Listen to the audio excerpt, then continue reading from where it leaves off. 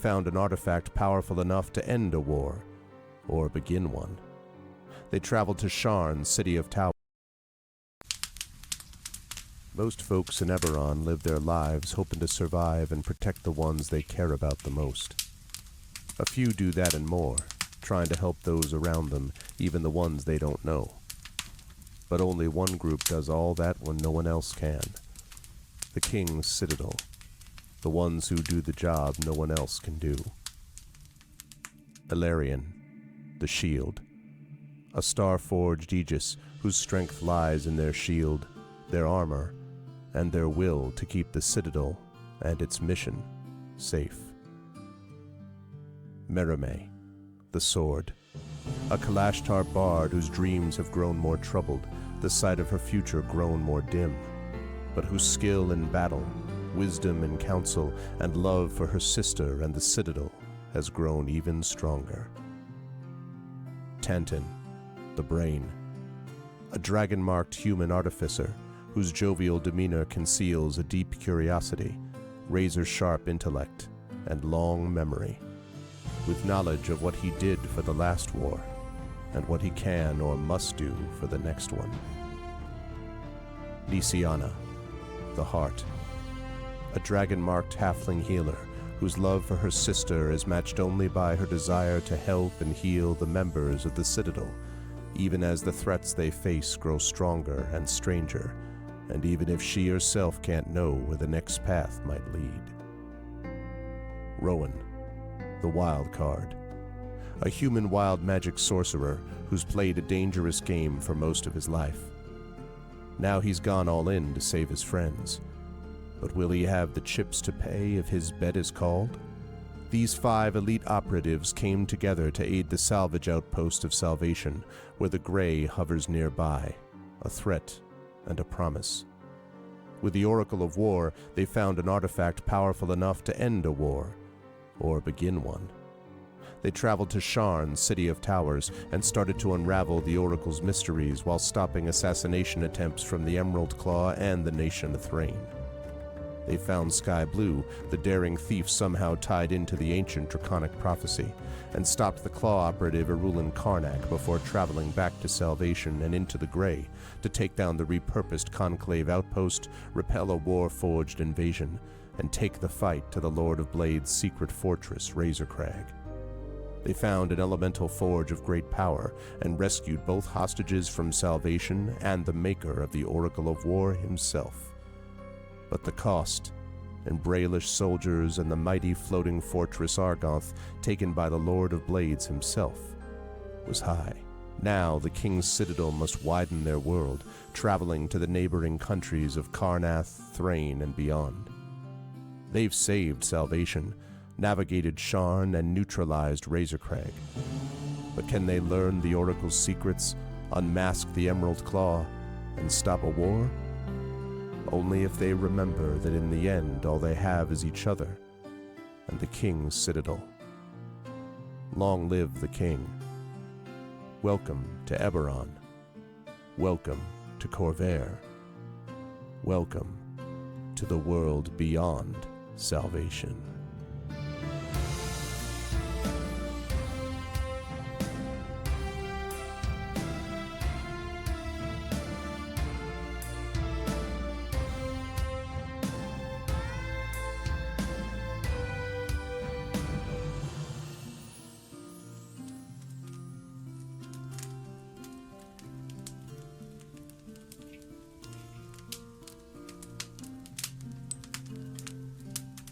I'm actually starting, that's right. I can't actually believe it.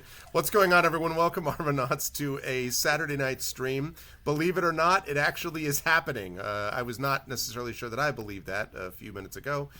This has been a comedy of technical errors, but we managed. We are here. We are ready to go with episode, I believe this is day 63, he said doubtfully, or 64 of D&D with Infinity Beyond, Eberron Oracle of War. This is part 5 of Stonefire, and this is the end of Season 4. Whether it's going to happen tonight or whether it'll slightly overlap with our next session, I'm not sure yet, but we will see.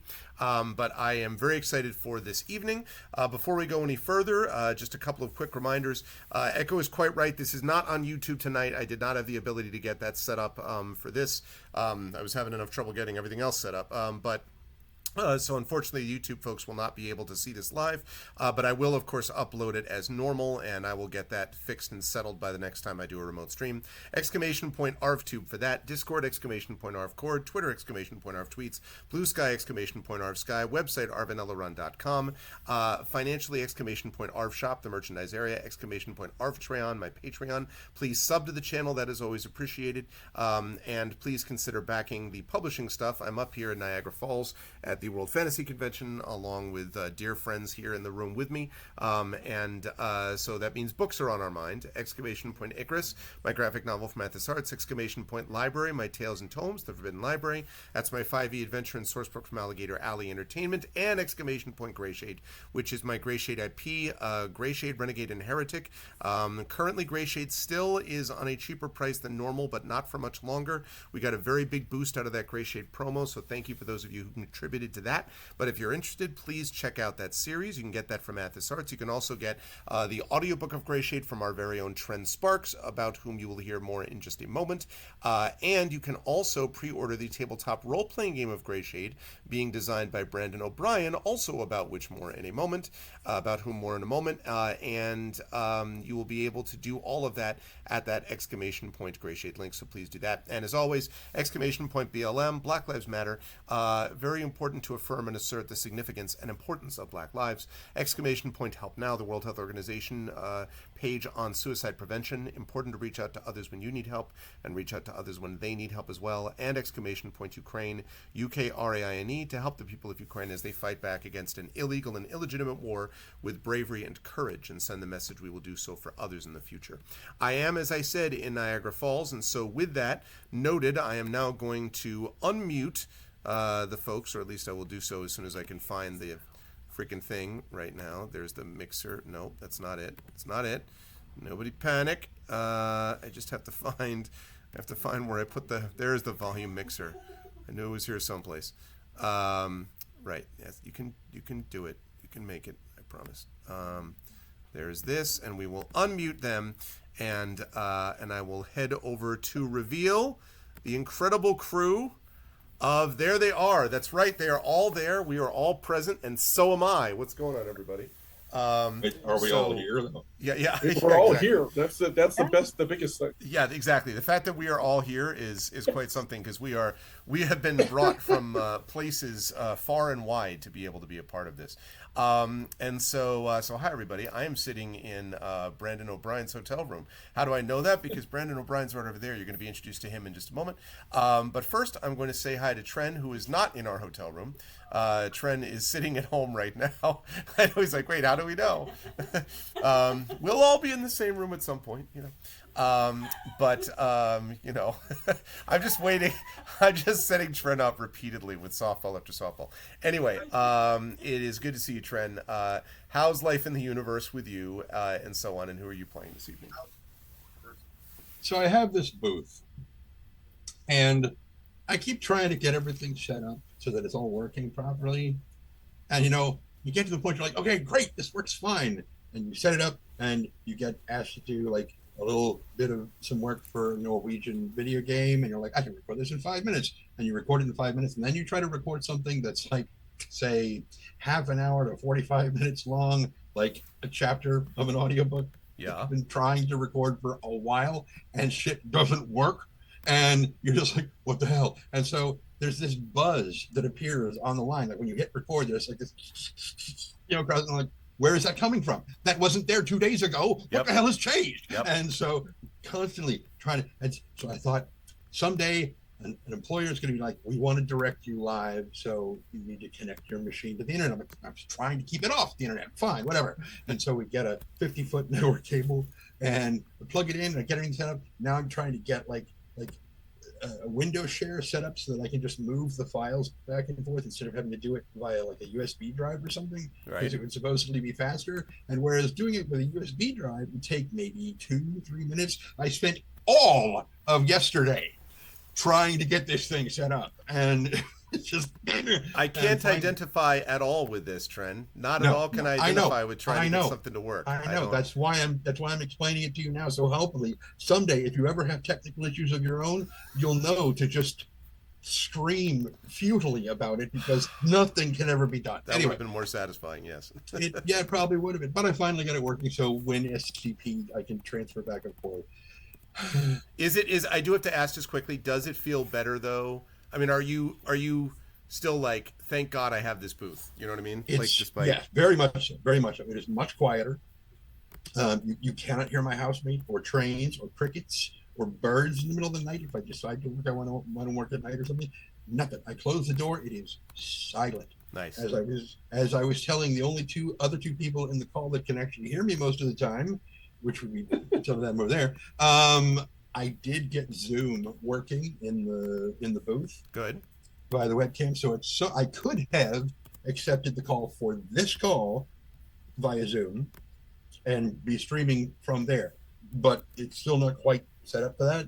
So, because like you sent us the link to this through Discord. Discord is not set up on that machine. I would have to copy the URL and then take it into the booth and then plug it in through Firefox. But what you're saying is there's going to be a stage where we're going to do that, and you're just going to be like, greetings. It is a pleasure to see all of you. Like the most smooth, like NPR power voice of all time type of thing, like in your silent, isolated booth. Is that? No. Okay, great. All right. Anyway, so I am playing Miatantan Tagashaw de Caneth of the House of Caneth. He's a dragon-marked human, almost a human halfling. No. Dragon-marked human artificer. That's what he is. And he's a battlesmith specifically, but he has a mechano sort of looks like a big metal Doberman named Spanner. That's what he is. So anytime you hear Han Solo say, no, that's not it, bring me the Hydra Spanner, he's talking about my robo dog and his aquatic, jet ski configuration. I was going to say, yes, actually bring, just actually bring me the dog from Eberron, is clearly what he meant all that time. It is a great pleasure to have Trent with us. It is also a great pleasure to have one of the people live and in person, and that is Marie. You can see that Marie Bilodeau is back with us. We made this possible. One of the reasons that I wanted to do this is because Marie, of course, is extremely busy getting ready for CanCon, which is going to be awesome. That's coming in a couple of weeks. But that means that Marie wasn't able to do this last time. But since we're here at World Fantasy, we're all here at the same time. We thought, what would be better than to get all of us together? And then I realized what would have been better is punching myself in the face repeatedly because I couldn't get this to work. No, I did manage to get it to work eventually. So thank you, Ballsteg, for the resub. I appreciate it. I saw Ballsteg today and Emily. So Marie is with us. So welcome, Marie. How are you? How's life in the universe? How is it being here in Brandon O'Brien's hotel room with your friends? And who are you playing and all that? There was more security than I thought there would be in the hotel room. That's true. That's true. You can't just get to Brandon's room. No. It's like the fancy floor. I had to bribe someone to get us here. Yep. So anyways, it was good. And yeah, I'm good. World Fantasy's going well. Having lots of fun. And I brought chocolate to tonight's party. No baked goods, just chocolate. This time I don't complain, because I got some of it, so, yeah. And,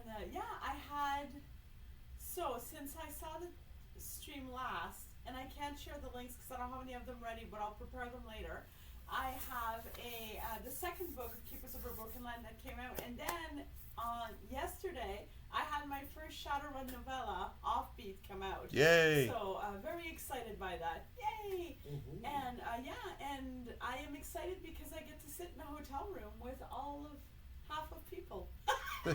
All of half of people. All of half of people. And so tonight I am playing Nathan May Hawksmoor. I am a College of Swords Kalishtar Bard. I am excited to stab people. to use whatever spells I have left because my character sheet seems to be a little bit less hefty than the last time I personally saw it.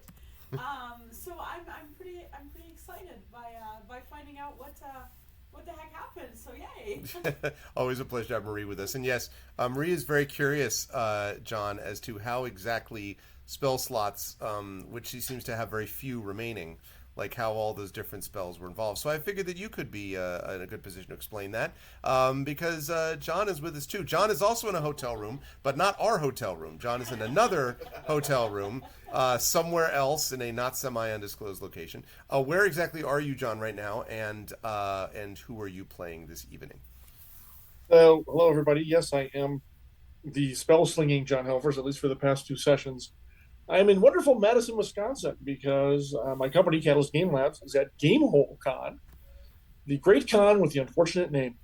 And we're having a good time here, but I said I wasn't going to miss this session, and darn it, that's why I'm in my hotel room. And with a pretty good internet connection, I'm actually very surprised that this is working as well as it has been on my side. Greg's side's been terrible. My side's been great. Yeah. So yes, well, Marie, as if you watch the episodes, you know this, but we've been literally fighting our way out of the Keeper of the Silver Flames, hidey hole headquarters, whatever you want to call it. When half the people went super crazy when what is it, the Undying something? The other woman whose boyfriend we killed earlier in another episode has come back to kind of screech at us in a hologram, and then she said Stonefire, and everyone went mad and started hacking each other up. And so in the course of our combat and running and fleeing and avoiding a ship crashing on us, that was important. Yeah, a couple of spells were tossed here and there. But you're relatively untouched damage-wise. So there you go. You're very welcome. Thank you. Yeah. I, when I'm not Jaegering Merime, am also playing Galarian, a Starforged Aegis, and having a grand old time. And actually, he's looking, or I should say, they are looking pretty good too. But we'll go into it when we start the game, because I think someone still has my armor ability. I can't remember if it's Merime or Rowan, but we'll figure that out later. Sounds like a plan. Thank you, John. Always good stuff. Always a pleasure to have you here. Also a pleasure to have Jennifer Brozek with us, who is one of the other two people on this call currently in her normal environment, as all the rest of us are in different places. But Jen, it's good to see you. For right now, knock on wood, power holding, for at least for the moment. How has it been? I just want to give you a quote, chat. And I figured that then you can, then Jen can explain it, which is, Jen said, there was so much wind outside last night that Spike lost both his arms. And so, and none of us panicked or went, oh my God, that's awful. Maybe because we happen to know who Spike is. So who exactly is Spike, Jen? And how are you and who are you playing today? Spike is my 9-foot tall dinosaur. If you go to my Instagram, you will see that he is all dressed up for Halloween and looks quite good. But we in the Pacific Northwest are currently in the middle of what's called an atmospheric river, which means we're getting 20 to 50 mile an hour winds, a lot of rain. We seem to have calmed, so I have hopes that I won't be booted. But I lost power last night for a couple of hours, much to the cat's consternation at 12:30 at night to 2:30, because they were both cold and they woke me up because they were cold. So yeah, I'm hoping that I make it through the entire game and that I don't lose power. Otherwise, and Spike doesn't lose his arms again. My husband had to go find them. He's the one who went outside and was making sure that, the garbage cans were still there and, making sure, the house is still there. And then he's like, oh, one of the pumpkins ran away and, oh, Spike lost his arms. I'm glad that you tracked both of them down. When everything is functional, who are you playing in this campaign, Jen? I am playing Nisionet Di Gerasco, the halfling healer and all-around pincushion from the House of Healing. She is a cleric of Eberron, and for some reason, almost every enemy that she fights, I'll beat the crap out of her, and I'm getting kind of tired of being a pincushion. It's true. And Maurice, that's where some of your your spell slots went. Stopping some with your silvery barbs. Silvery barbs. Good. Yes. Good use of them. Yep. Yes, and but she still believes in all of you. She still believes, and actually, the thing that's making her the most angry right now is there's an 11-year-old girl who's probably feeling really guilty about everything right now, and all she can think is, "This is not your fault." So, Yeah. And that's, yes. And in fact, we're going to talk about the Keeper in just a moment. But always a pleasure to have Jen with us. And last but certainly not least, also a pleasure to have the other person I am sitting here. You have no idea what this person has sacrificed to be here as a part of this. But we are sitting in the great Brandon O'Brien's room. We are honored that we were given access through special dispensation to arrive at the secure facility known as Brandon's hotel room. But we are here, and it's good to see you, Brandon, again in person, as always, my friend. How's life in the universe with you? How are you feeling to be playing D&D live and in person? I think this is the first time that we've ever done this, right? That you play D&D with me in the same room type of thing? Yeah. I think so. So how are you feeling about that, and who are you playing today? Yeah. Why are so many people in my room? So yes, we have cleared the secure floor in order to ensure that we can still be able to play Eberron tonight. I am very tired. So we are at World Fantasy in Niagara Falls, which has been fun. I've had a great deal of adventure so far. Wednesday night I almost became a Canadian refugee, but that didn't happen, and now I'm still in New York. Take you in. Might have been I better believe depending so. how things shape out in the next 3 weeks. But it's like, Oh God. But World Fantasy has been fun. I did the open mic night as I am wont to do at World Fantasy, and it went well. Just this evening, I had the guest of honor spotlight for the special guest of honor for this year's World Fantasy Convention, P. Jelly Clark, the author of the Black God's Drums and Ring Shout, and that was absolutely grand. If you haven't gotten your hand on the Dead Cattail Assassins yet, by the way, that's a thing that you should do. That book is actually really rad. So now I am free, and in my own bedroom, in my own room, where I should instead be unconscious right now, we are going to roll dice. Because it's Eberron night, so I am very excited to actually be in person, trying to figure out how the hell we're going to turn 2 laptops and a detached monitor into my ability to roll on Roll20. So we'll see how that goes. Yes, Yeah. you remember now. yeah, I do remember. Mhm. So yes, tonight theoretically I should be playing Rowan Shallow, who I think is dead, but I can't remember what happened last fight. But Dead or think he's Alive dead. is a human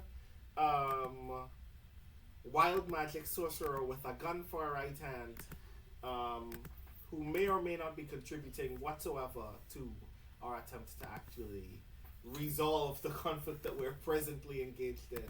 So we'll see if we actually get the Keeper of the Flame out of this hellhole. 1 hit point. Yeah, I'm going through it. Fun, grand. You're fine. You're fine. 1 hit point means I'm alive. That's good. That's true. Yeah, but no, it is a great pleasure. I was really happy to meet my friends and get dinner with them and so on, and hanging out was great. Also saw and I saw Emily earlier today and Ballsteg, and so the whole gang is here. Also, Little Arv is with me behind me, also sitting over there, right there. So There was something I forgot to mention. yes. About an hour before we jumped in the call, I got an email saying that something I sent in the mail had been received, so I can now officially declare I have voted. Yay! Well done. Good stuff. Yes, I'm going to be talking quite a bit about this starting next week. But early voting numbers have been absolutely breaking records in every place where early voting is happening. North Carolina had an enormous, wild, overwhelming, record-breaking early voting day, and that is good news for everybody. So, yes, please get your votes in now. If you live in the United States, please check your registrations. Make sure you have not been purged. This is no drill, people. This is extremely important. Woo! Jill for the Stein! world. So, no. I was like, God. call destroyed. Like friendship over. Yeah. But anyway, so. But yes, that is well pointed out, and I will discuss that more next week. So good stuff. So we are here. We are ready to go. I'm going to fire up the music. Let's talk about what happened. We are going to have an abbreviated session tonight, 2 hours. We will end at 11 as normal. I want to honor that, but I think we're going to have a fair bit that we'll be able to do in the meantime. So in our last session, the people of the King's Citadel have come after long and winding roads and surviving assassination attempts. No big deal. Just another Saturday, really, for the King's Citadel. Have managed to make their way to the capital of Karnath, Thrain. The capital of Thrain, where they have met with the Keeper of the Flame, the leader of the theocracy in that nation, in an attempt to head off a war and to hopefully lower the tensions between Brayland and Thrain. And that might have worked reasonably well were it not for the fact that in the midst of the meeting the King's Citadel was having with them, which seemed to be going reasonably well with this 11-year-old, 12-year-old girl who is the leader, the figure of one member of the Undying Court of the Kerdal Knot specifically appeared and basically swore an oath that she would destroy all of these people for having, sidebar, they might have actually run into and accidentally slain her lover. I mean, listen, sometimes things happen. So she had sworn it was his fault. No, I mean, absolutely, I'm not denying it, but that's not how she, you'll be hard pressed to believe this. She doesn't see it that way. She sees them as having destroyed her love, and so she has sworn vengeance upon them, after which she said the word Stonefire. And that was fine, because that seems like a strange word, until half of the population of this capital, apparently, the Elvish half, lose their minds and basically are now attempting to kill, assassinate, and destroy the other half. Apparently, many of these elves have been unwitting sleeper agents. And so now the King's Citadel finds themselves in a capital which is torn by civil war, in which half of them are trying to kill the other half. And even if the King's Citadel were to escape, if the Keeper of the Flame dies in the process, guess who's going to get blamed for that assassination? The people that were... Yes, exactly. Alarian by themselves. Okay. No. The people who are going to be blamed are the people who were the representatives of Brayland, which is going to be, number one, that the King's Citadel would then be officially outed as being a thing, which would be bad. And secondly, it would mean that there would absolutely be war, which Brayland would have caused in this ridiculous hypothetical, which wouldn't happen. Because the King's Citadel, of course, is amazing, and they're going to avoid that happening, and so they said that they would save the Keeper.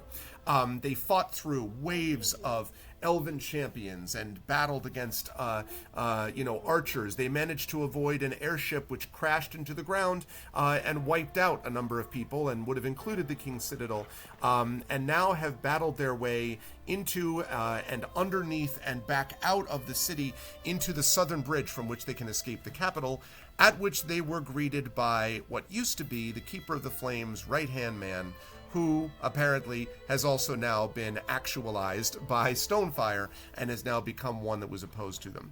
A well-placed crossbow bolt to the throat eliminated that battle before it began, thanks to Tanton, eliminated that part of the battle. But the elven champions with him were not so easily put down, and so a massive battle ensued.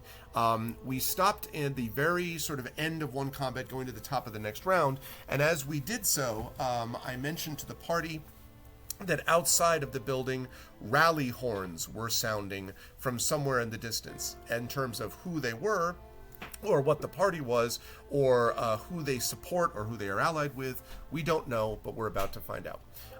And so with that said, I'm going to now bring things back to the party, and I'm going to bring things to the top of the round. And I believe, let me just double check on hit points quickly if I can. Nisiana, I have you as first in the round, but I need a hit point total from you because I don't have my current note here. What is your... I believe it's 64. 64, okay, that sounded right. And you Yes. do or do not And have I your hero point? do not. I used it. All right, okay. Okay, Tanton, I had you going next. And what did you have for hit points and hero point totals? 93 of 93, 1 hero point. Still 1 hero point, okay. And then Spanner obviously goes right after you. Spanner was, what's Spanner at? Still 72? Spanner, 24 of 72. Oh, yeah, That because hit a Spanner, couple. that's right. Spanner got torn up a bit. Yeah, okay. He Right. has no hero point. And no hero point. Yes, that's true. But definitely has a heart point from all of us. Sure. Okay, Maramay. Maramay, your hit point total currently is? It is 130 out of 147. John Halfers did not lie. Why do you all have so much HP? Did you use the hero point? Do you have a hero point or no? No, I don't, because John Halfers used my hero point. That's right. Okay. All right. That's all right. probably why you're at over 100 HP right now. Rowan Shallow. Rest assured, Brandon- Marie, there was a very Rowan good is reason. sitting at what hit points? Just the one. Yeah, Rowan Shallow was dropped to the ground, but there's an aura of life thing going, so Rowan is still fine, hale and hearty. Do you have your hero point? I don't think so. I think that was used. These folks used their hero points. This is a tough fight. And Alarian, John, what do you have for hit points, shield? 71 out of 114 hit points, 22 out of 57 for my spirit armor. And no hero I have points? one spirit die left. Okay, and hero points? None. Okay. I think I burned that way super early. Okay, and Rowan, what's your Maybe so, dexterity that's what it score? was. No, I'm just kidding. It's an inside joke. Just joking. Does Okay. he know? Wait, does he know? He does. I have recently learned it's 15. Yeah, no, you found out. No, I know. I found out now. That was 14. All right, let's fire up. Let's get rid of our nice, pleasant recap music, and let's fire up a little bit of our combat music instead. There we go. So I will ask the question of the party: does anyone currently have the +4 armor bonus I had given out? Mm-mm. Maria or Rowan? I seriously doubt it would be Trend. I'm rarely in the thick. I know. It might have been Rowan actually. I think, but I'm not sure if he jotted that down because I'm at 19 and I would normally be at 23. So I think by the time the end of this round when mine starts, I'll be back to 23. So Yeah, I think you extended it to him because you two have that guy between you. correct. All right, we're gonna roll with that unless there's some reason to not do it, and I think we're fine. Sounds good. Let's get rolling. Light and Passion. I just literally pulled out. They can see it right here. I literally just pulled out the dice that you sent us, which remains some of the coolest fan stuff I've ever gotten, which is based upon the Eberron dice. So I just pulled these out for use.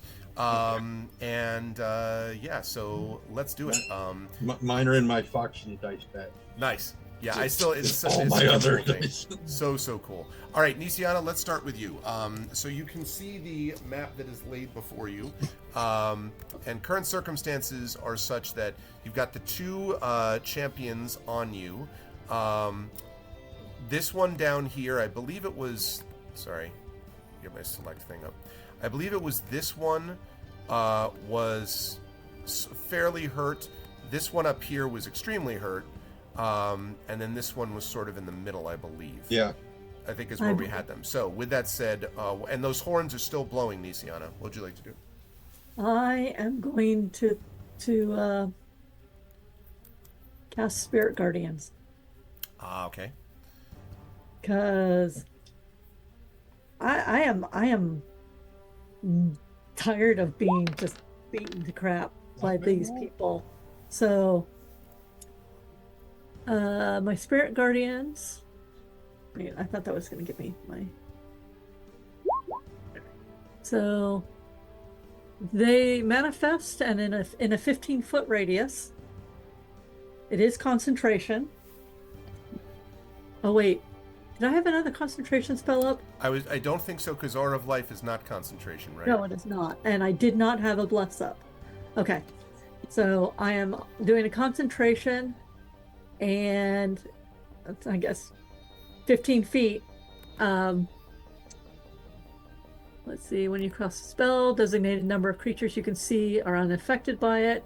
Everybody who's my ally. They have to make a wisdom saving throw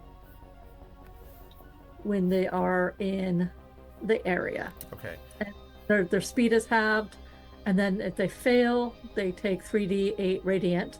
Which is right there. And what radius did you say again? It's 15. basically the entire inside of this room.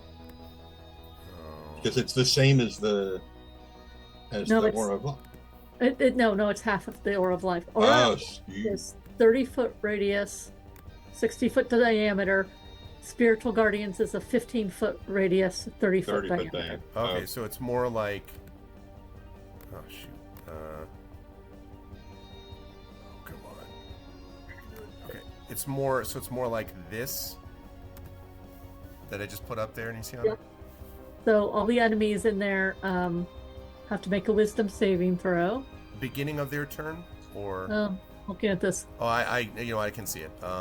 When it starts its turn, there must make a wisdom saving throw. Okay. Lovely. And then if they fail, they take 17 radiant. And if they succeed, they take half, which is 8. Okay. All right. I will note that. Okay. So you have cast that, and I assume that means you're going to stay more or less in the same place because I am.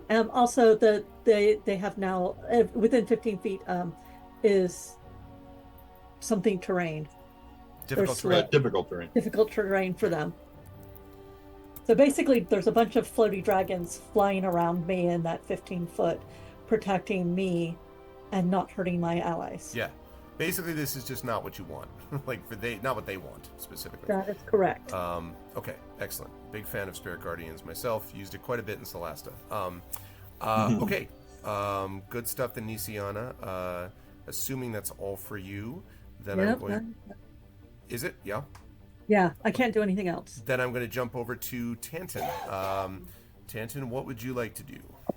Oh, Tanton is going to absolutely shoot this dude who is harassing my healer. Yes. In the face. Yeah, probably real close to that. And so I'm going to declare sharpshooter on them. So that's a -5 to hit, but a +10 damage if I do. Okay. And so, bink. That is 25 -5 is 20. Yeah, that'll narrowly hit. Yes. Good Arco, and so he is going to take 21 points of damage. Okay. Okay. Starting to look kind of messed up, that guy. Well, then let's do it again. Great. And see what happens to him this time. That'll be a 13. 13 is not going to hit. That's fine. Unfortunate.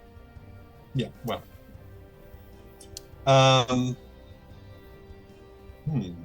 you're going to cackle at him, I assume. Kind of. Okay. Yeah. Basically, Tanton laughs and is like, that was a warning shot. So I shot you first, and then the warning shot was to stop fighting my healer, or I'll shoot you again like I did the first. And that's like his second right there. I like that you're doing that while he's pulling the crossbow bolt out of his shoulder, like no, because roaring it disappears as soon as it hits him. Oh, that's right. That's right. That's right. It just hits and then blue. Yep. And so Polite Spanner's artificer. exactly. Spanner's going to move up and bite the crap out of this guy. Yep. Because don't mess with my healer, No. even though she doesn't heal Spanner, but sometimes she does. She's got the I can mend him. mending, yeah. 11. 11 will not do it. Trust me, if the 13 didn't hit, the 11 Yeah, isn't 11's not going going to to do it. Sadly. But that's okay, because he's right there where he can invoke disadvantage. Yes, if the no, guy he tries is. to hit his healer. He is up in his grill. Mhm. Okay, that is going to lead us then to Merime. Merime, what would you like to do? So, tell me about the two villains kind of in front of So you have there are two. One of them is sort of more armored. This one here is more armored, and there were 3 companions similarly armored who have since been taken down. These two are very large and impressive-looking figures with these glaives, and make 3 attacks each. And these are the ones that are have been causing a lot of the damage. They are serious problems. The one in front of you is also not great. I mean, he's in terms of he's also a problem, but the other ones have been doing a lot of damage. So the little the one right And this one right here is pretty hurt. The one down here is less hurt, although still hurt. and okay, so it's the one right behind. The what? Yes. The triple damage mean guy. that Yes, guy? exactly. Okay, so I think I'm in melee range with him. Yes. Is he okay? And not melee, but Are you in what? we get advantage. On the I can't. There's no real flank here at the moment because you have Nisiana is not right opposed to him. I think, although actually, Spirit Guardians are in the mix now. yeah, but that wouldn't have an effect on a flank. I'm trying to remember if you were getting a flank from them. I know that Rowan and Larian had a flank thing going on down at the bottom right of the room. I think you had just moved into position, so you may not have established flank yet. Basically, if Nisiana engages him, then you will be able to flank him. At the moment, though, Nisiana's worried about the guy in front of her, that other Now- guy. No, that's fair. As an alternative strategy, you could shift 5 feet without invoking an attack That's true. opportunity and get on the opposite side of the guy that's right in front of Nisiana, and then you would have flank. Yes, that's right. That's true. I'll do that because if I screw that guy up, then I could step between and step in front of the other guy. who's Yep. wailing on Misiana. Yep. Okay, so I'm gonna do that. Shift. And it'll make Tantan's warning shot feel more logical. You know, like, Right. see, I told you. I warned you. Okay, perfect. So I'm gonna stab him an advantage. Okay, let's see it. Let's see the stab. Yes, you are. Stab. Stab. Wow. Let's see. That. Hold on a second. That should hit. The other 16. one it would not have. No, it's not. Okay. I'm going to echo Tantan's warning shot. Okay, I'm going to hit him again. A warning rapier hit. Take the 22. Yeah, there you go. Absolutely. 13 damage, and then I am going to go. Oh shoot! Let me just bring up my flourishes. Sorry. My little known doom flourish that immediately consumes him with necromantic energy. That's It's the- like Death Blossom, but with a sword. It's like okay, the guy runs into the room. Oh, Death Blossom, and then leaves again. I love that guy.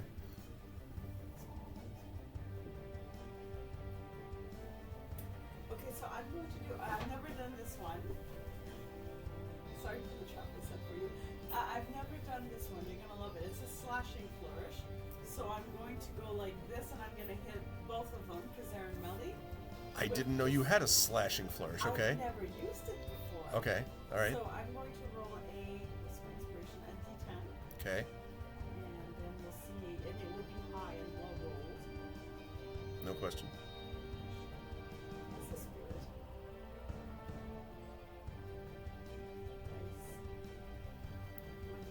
Nice. 7. So I hit both of them with 7.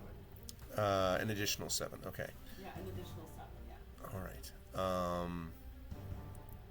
All right. So this guy up here to the top is looking quite hurt now. This one out here is also now looking quite hurt. Did not start with as much health to begin with and has been smacked around quite a bit. So those are both looking pretty hurt. Neither one dead yet, but both hurt. Okay, perfect. And that I believe is all I can do. So that is what I will do. Good stuff. That's going to lead us then to Rowan of the one solitary hit point. Chip in a chair, as they say. In The poker. only one that matters. Yeah, exactly. He's the last one. Exactly. He got better. Right. Yeah, Remember to change that's true the- actually, because you just, like on the floor again. You're like, Yeah. Remember to change the drop down at the bottom of the chat window so it rolls as you and not her. So let me see what spells I have still. Alright. So I can do stupid things if I want to. Always. Because all of the Well- things that immediately come to mind are not helpful to anybody else. I mean, if you were going to do something stupid, you could cast sleep on them since elves are immune to it. So, whatever. See, I don't have sleep. But I have things that do a lot of damage. See, that'd be good. As long as it doesn't damage you in the process. Yeah. I also You'll have get no better. social points, For so I can't us. really decide that part. So here is what. I can move closer to the thing. okay.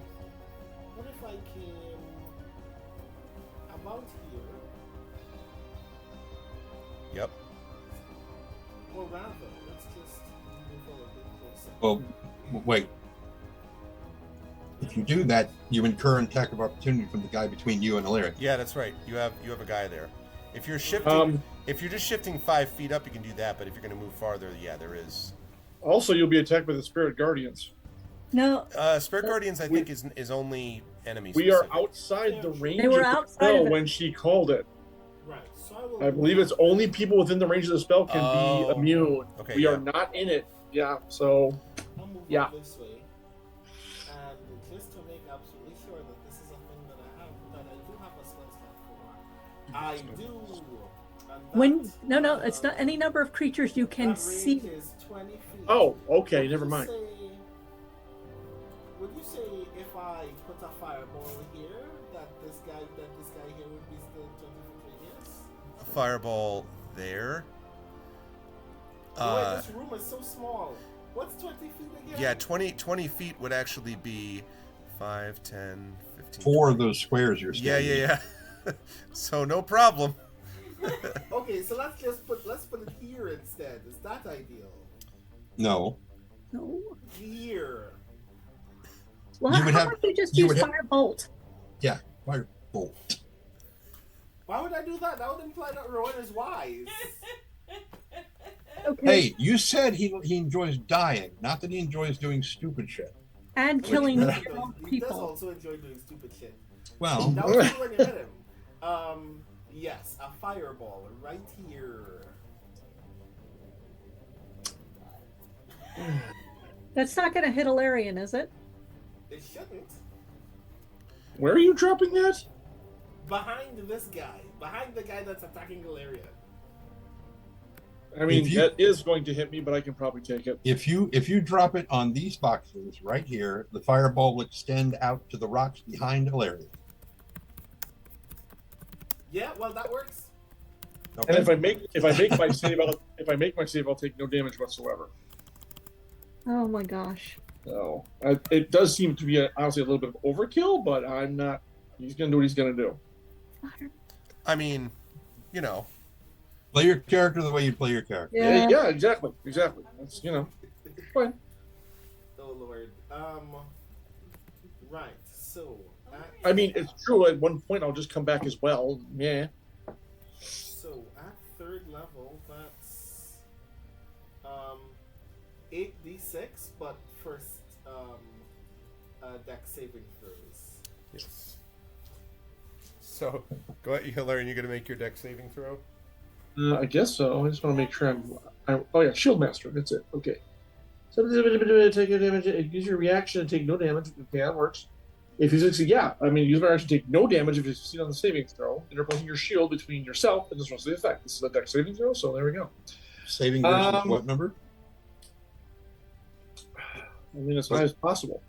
No, I mean, Rowan, what No, is your Yeah, roll. attack? What's the DC? that we're- Yeah. DC 16. Okay. Thank you. Okay. So roll better than a 16 and you're fine. Right. Yeah. You know what my dexterity modifier is there, Trend old boy? Some number? Zero? Just the one? But don't worry, I've got a technically ace in the hole depending on how I roll. All right, here we go. There, no Well, problem. there we go. See, no problem. It's all good. And I take no damage.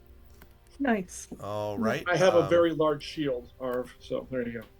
very large shield. I just Mhm. realized I didn't have the dice roller up. Sorry. Compensating. Excuse me. I'll just give me 1 second while Quite I. enough out of you. I don't know why it gave me both of them, but both of them were saves. Yeah. Both of them, so it's all good. So yeah.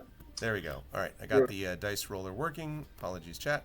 Mhm. Okay, so that's great. All right, so he does make the save, but he does not get the half thing. I mean, he gets half. So Yeah. what He doesn't damage- have a what big damage shield to gets hide done? behind like I do. So there you go. So that's 8d6. So let's see what 8d6 looks like.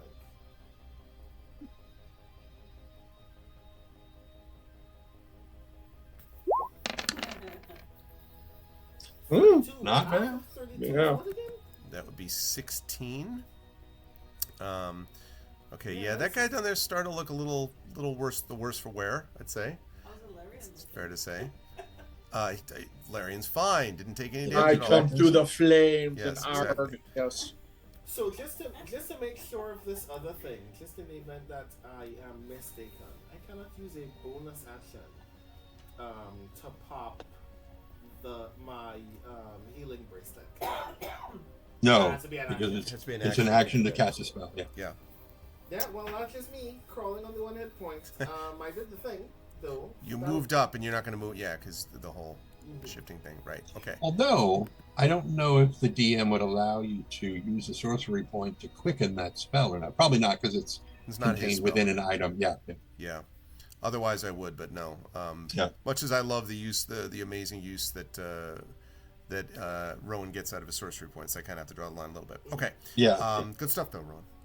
Peace. Alarion, you are up to go before the bad guys go. What do you want to do, Alarion? Well, now that Rowan has left the area for advantage, but I'll still attack. So it's going to be 2 swings of the Star Sword. Okay. Coming through the fire and 2 swings of the Star Sword. There we Yeah, go. very much T2000, walking through the flame type of thing. That's right, baby. It's all cool looking. And Because just do the Darth Vader cutting off the guy's hand with his sword thing. Yeah, that'd be 19? Will hit, yes. 5 points. I'll take it a bit at a time. Second attack. And non-natural 20 for 9. Okay. You said non-natural 20 for what? 9. Okay. Okay, yeah. Looking, let's see. Starting to look fairly hurt now, having taken a lot of damage there overall. Good. And are you moving, Alarion?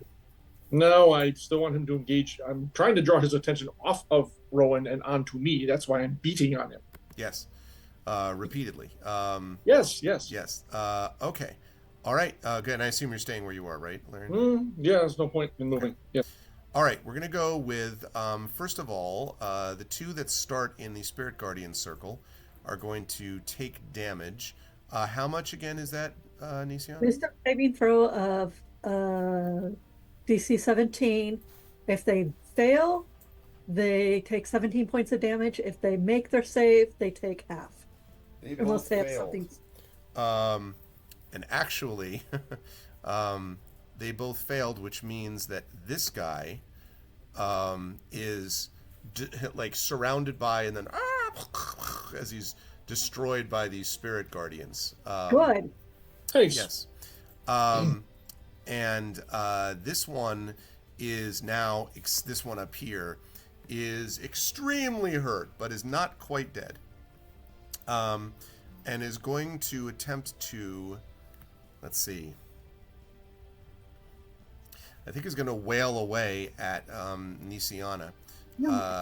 There is temptation to go back at Merame, but I think is going to wail away at Nisiana, who continues to be the subject of his ire for some reason. You're going to Sentinel? Oh, is he getting out of my? Oh, he's not getting out of my provocation. Oh, range. he's attacking you. No, he's Wait. attacking Nisiana. Attacking Oh. Nisiana. But he's not leaving Merame's range. When a creature within 5 feet of you makes an attack against a target other than you, you can use your reaction to make a melee weapon attack against the attacking creature. So I'll do that. Okay, go ahead and make that attack. Do that first. Okay. I will do that. 19 22. Yep, we'll hit. 7 7 piercing. On the edge of like is not. I think if you stiff breeze would probably kill him at this point, but No. but Can nonetheless, you run a flourish? I can't follow a bonus action, I think, with that. Oh, right. from Yeah, I think Hell's flourish heart, is he only- stabs at thee. The flourish is only once a round. Mm-hmm. I would otherwise. Yeah. Does he have reach? Yes, he has a. He does have reach. He has a glaive. Okay. All right. That is a 19, 22, and a 23. Sheesh. 19. Actually, all three hit. Okay. I'm pretty sure. Yeah, all three hit. Does that mean I need to make 3 concentration checks? Yes, but let me get the damage up first. See if I'm still up. 6, 8. So 20 total slashing damage. Okay. To you, and yes, 3 concentration checks. All right, concentration. Where's my concentration? Hey, Drew, just with a glaive, with a glaive. Actually, how do you do a concentration check? Just roll Constitution saving. Yeah, it's con saving throw basically. Okay. 1. Ooh. Oh, 2. Okay. And 3. So 14, 19, and Perfect. 17. 17, yeah. Okay, so I think you were able to keep those up through the 3. So Yep. In Despite- either case, it would have been 10. So. despite having been hit. Okay, so one guy goes down, but the big guy, although right on the very edge of death, is there. And then this one, I think this one is going to turn and face you, Ilarion, having been repeatedly wailed Yes. Face me. on. Okay. Yeah. All right. And is going to, bear with me 1 second, is going to use something he has not used before upon you. Uh-oh. I don't. And Coward kill. And it is called Destroy Starforge. No. I knew this moment would come, huh? Armor stripper. Ah. Yeah. It, like, anyone with a shield has the damage amount on them, like, quadrupled. Like, ow! Okay, so he mutters some words to himself first, and then swings away with his glaive. And Glaive guys are starting to get annoying. starting, I mean, Okay, continuing to be annoying. How about that? that's true. 15, 24, 23. 2 hits. Okay. On the 24, his weapon flares with a bright light in a blinding sort of way. So, a couple of notes about that. First of all, on those 2 hits that we mentioned, that you just said. Okay, that was bad. That was better. 18 slashing damage. Where do you want that to go, Larian? 9 to the armor, and I'll take the other 9. Come here, you. Can you? Hang on.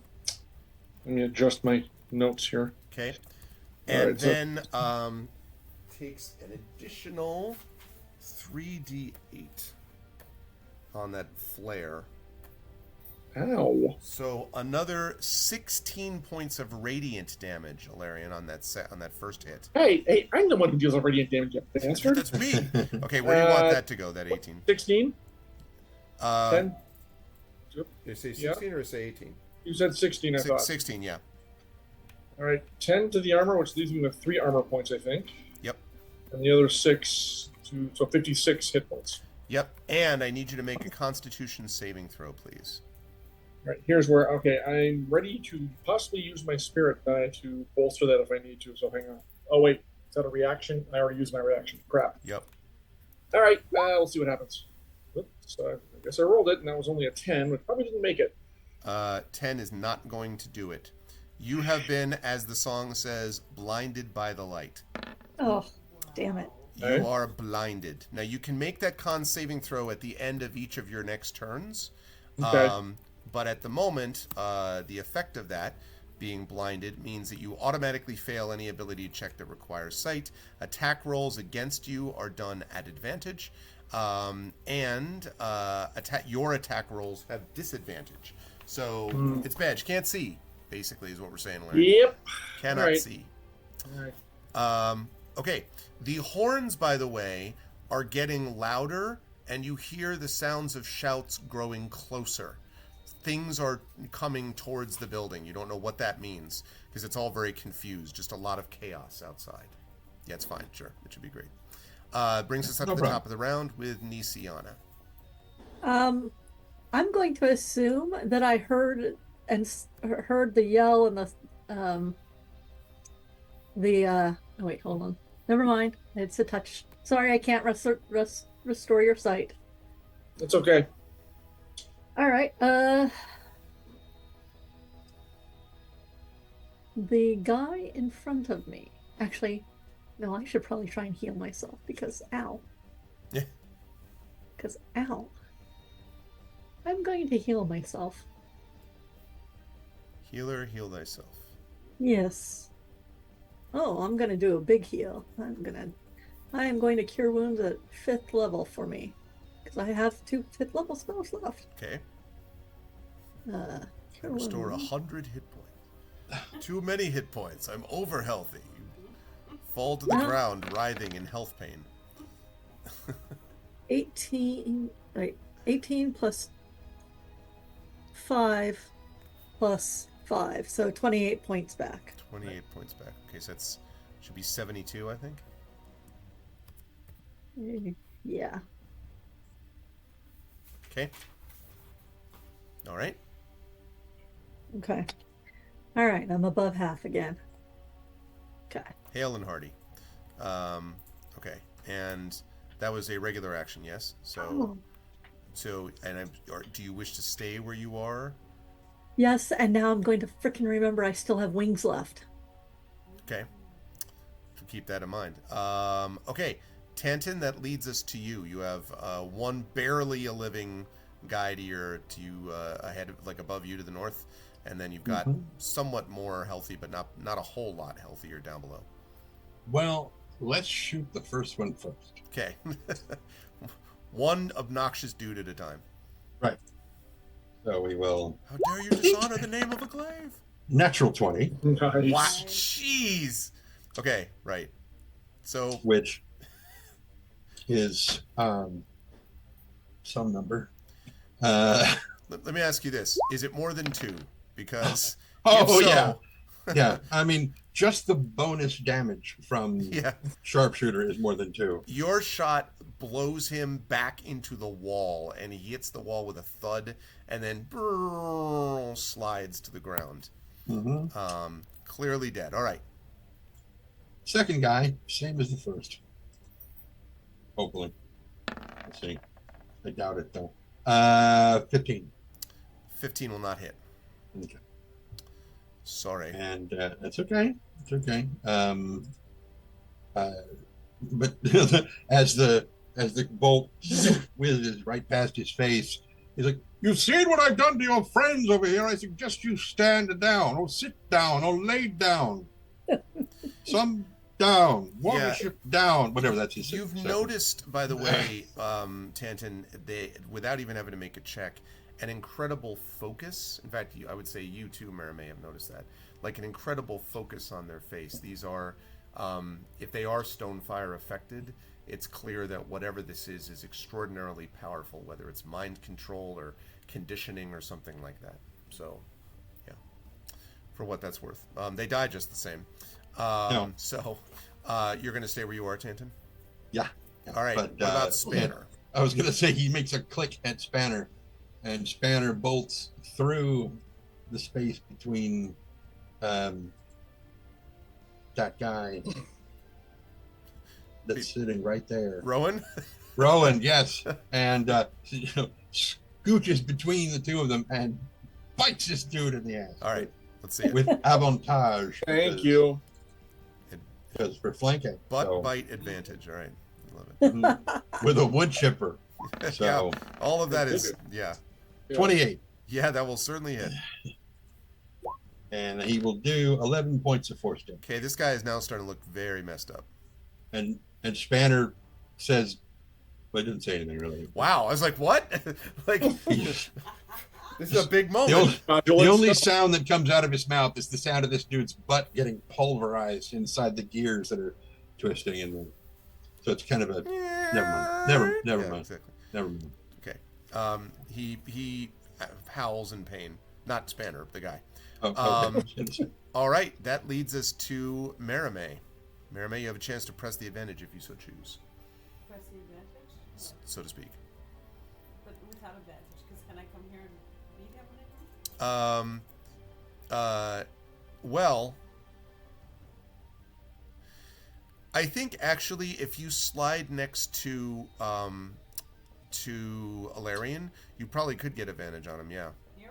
Yes. No. If you were A to little like closer. right next to him, like right here, like where you were, but like, you know, up close and personal to Alarian. Closer. Basically, yeah. There you go. Here. You notice Hilarian's eyes look dull, not their usual glittering blue. Oh, do they? Yeah. Valerian. Look, I've been depowered. Yeah.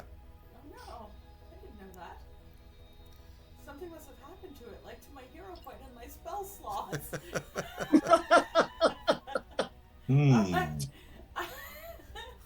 So advantage. Exactly. No, not down, boy, Echo. You want him up. That's the key. You want them moving. Okay, I'm going to hit. Okay. Yes, you are with a 22. 22. 22 will definitely hit. 11, how's he looking? 11, he's looking very hurt. Okay, I'm going to try with my rapier again, and then if he doesn't go down, I will use a bonus action, okay? Okay. 29. Jeez. Damage? 8 points.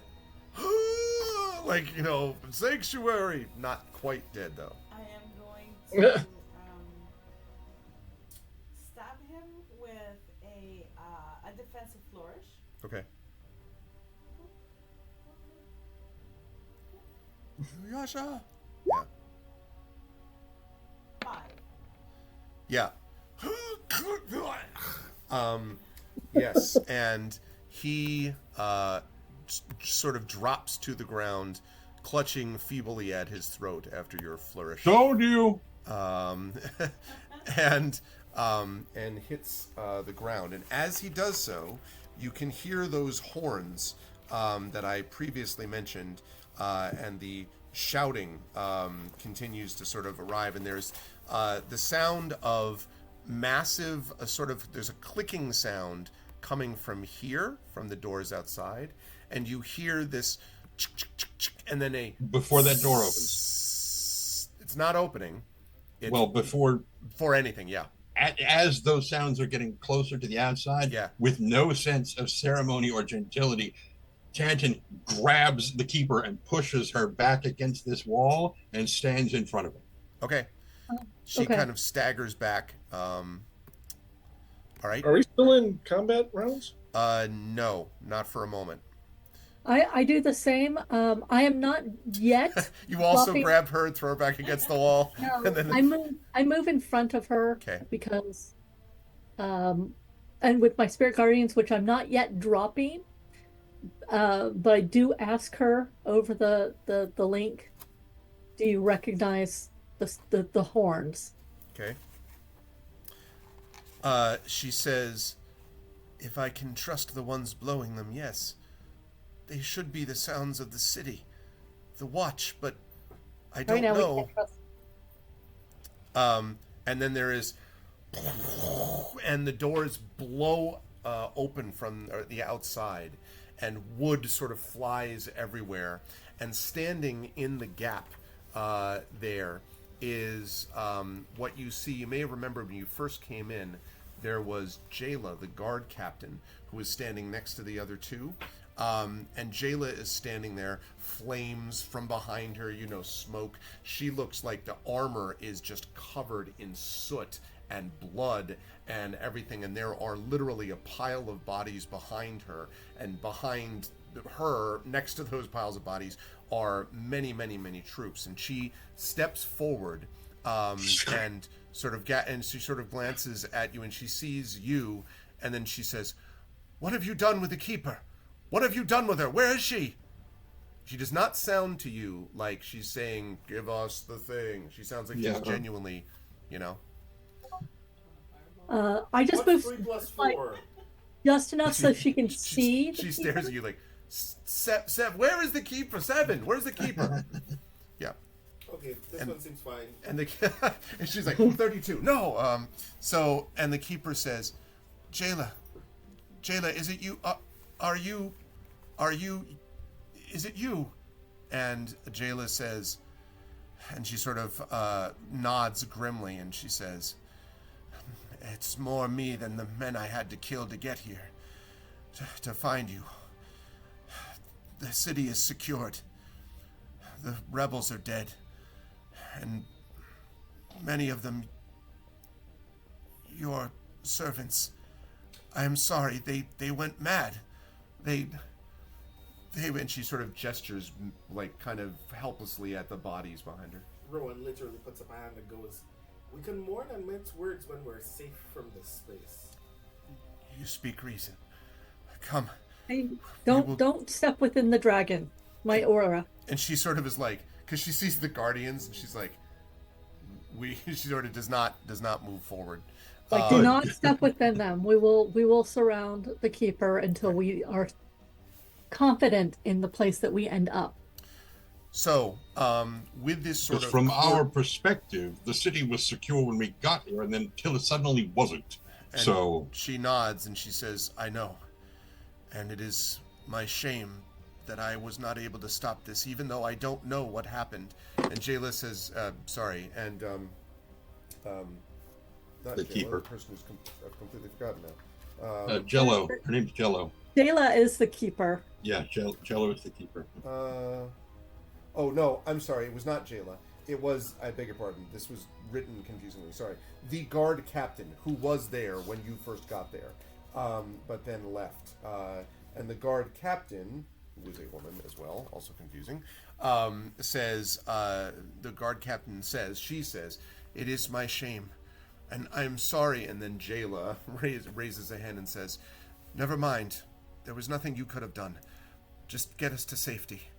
And the guard captain nods and gestures, and there must be about probably 25 to 30 at least of her people that surround. Again, a lot of them messed up again, soot, blood, like everywhere, and there is just bodies in every direction. How many are elves? None that you can note.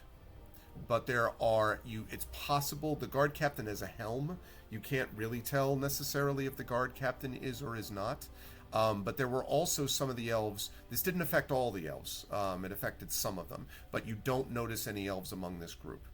So, Hey, Irv? Say again? Yes. Yeah, can I see now? Make another Constitution saving throw. Thank you. Pass it this time.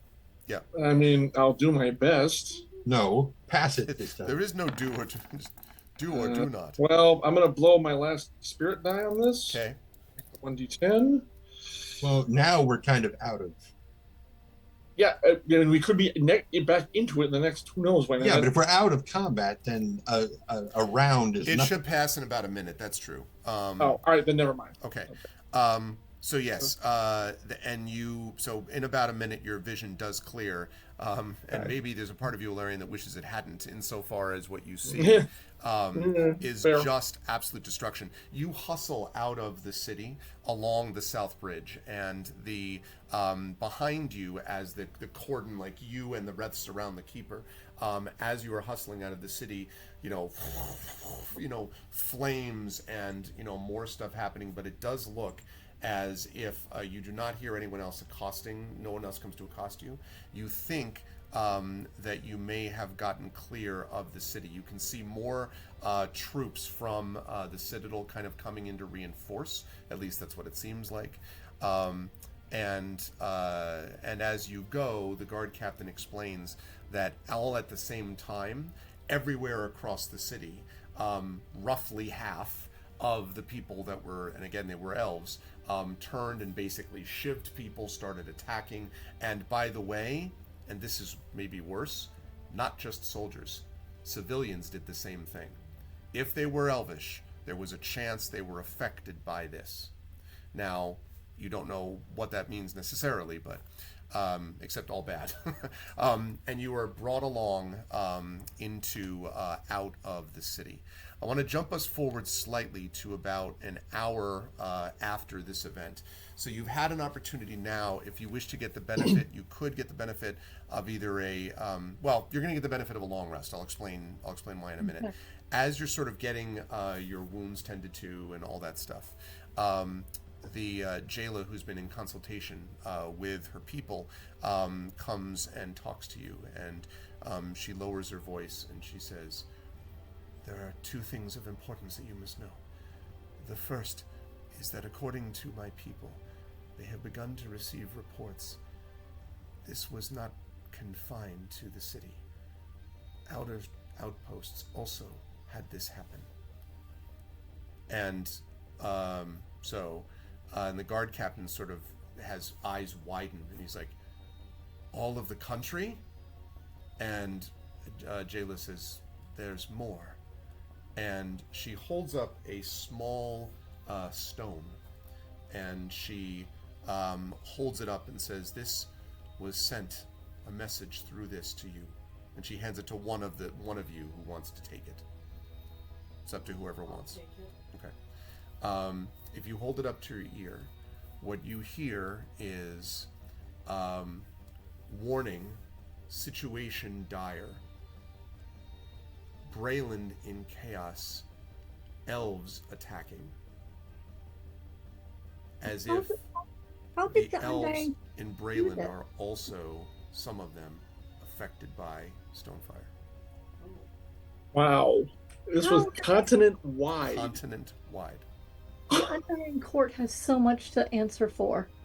Yeah. It should be pointed out that it's conceivable that the Caerdle Knot may be slightly a fringe at this point. You get the impression that this was her deal, but however they set this up, yeah. So the message goes on to say, we must meet to determine next steps. And the message is signed or delineated as coming from Flamewind. And Flamewind gives you a location, which is a location basically near Salvation. It is a kind of an abandoned warehouse, you think, that's on the outskirts of Salvation, where they've sort of stationed or set up presumably some kind of temporary base. But all that is partly speculation because it's a sending stone. Nisiana, you know this from your own messages that you've done. Like, it's limited in terms of how much is there. The only thing you know for sure is that if this is true, this was a continent-wide attack. It may not. I mean, like, you brought it under control in the capital. Maybe they're going to do the same thing in Brayland. But the point is, when it first surged, it affected everybody, as far as you can tell. And so the message concludes with ship en route. So there's apparently a ship en route to pick you all up. But you'll have the benefit of a long rest before that. Well, one of the things that I want to do during that long rest, Yeah. is I want to have a quiet word with Jayla, Yep. and basically tell her, I understand you are a leader of your people, but I want you to know this is not your fault. All of this that has happened is not your fault. And she says, "If it were not for you and your friends, I wouldn't be alive to feel shame for what has happened. There will be time enough for me to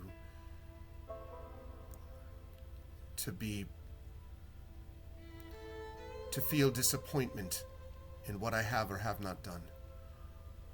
All I can tell you now is, if this was an attempt," and I'm speaking to you because, Nisiana, you're just having this convo right now, right? Mm-hmm. If if the attempt was to drive Brayland and Thrain apart. And then her eyes sort of harden and she says, then that has failed utterly. Thrain will stand with Brayland, whatever the cost. Thank you. I know you will do right by your people, but my point to you still stands. Just remember that in the coming days. She looks at you, and for a moment, she does look very much like a 12-year-old girl. And she says,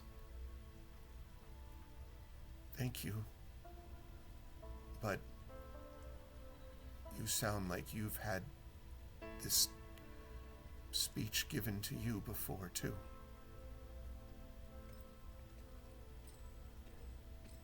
She just smiles a little bit and says, all of us in these kind of positions, if we have good people around us, they will say the same.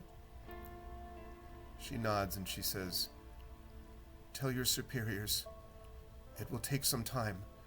I must gather and discover what has happened in the rest of the country. But as soon as I have gathered that information, and I will be as swift as it may, then we will contact you. We will stand by Brayland and against the threat. Thank you. And then I will let her do the things that she needs to do, but I really a lot of that involves healing, by the way. Thank God. Yeah, she is a healer herself. And she strides from place to place. In fact, you, Nisiana, at several times, all of you do. But Nisiana, there are moments where you see her bring back to life people that you would have sworn, you would have thought were dead, and brings them back. But can't do it with everyone. And there are a lot of, and the city itself is devastated. Getting that back up is going to be a long, long process. All right. During your long rest, let's talk about what you're going to get done during the long rest. And then we need to find out, if there's any, and I'm going to ask each of you if there are any plans that you're going to have in that long rest beyond just the obvious rest itself. So we'll talk about that in a second. So, during this long rest, first of all, you will all get your hit points back. This is assuming that you are resting and not like doing jumping jacks, but assuming you're actually resting, then you will all get hit points back, which means you'll be back at your maximum. I'm going to make a note about that right now, including Rowan, who no longer has a single-digit hit point. Alarian, what does that do to your Aegis in that situation? It goes back up to full. It does? Okay. I want to make sure. I get the long rest, and yeah. All right. Yeah. So that's the first thing. Second thing is you will also get half of your spent hit dice back. So if you've spent any hit dice, you get a number of them equal to half of your total number. I wish we would have had time to spend some hit dice. I never got the chance. I know. It's been a lot. That's right, going on. Yeah, so. Okay. And then the only other thing is about, let's see. Just want to double check on spell slots. So,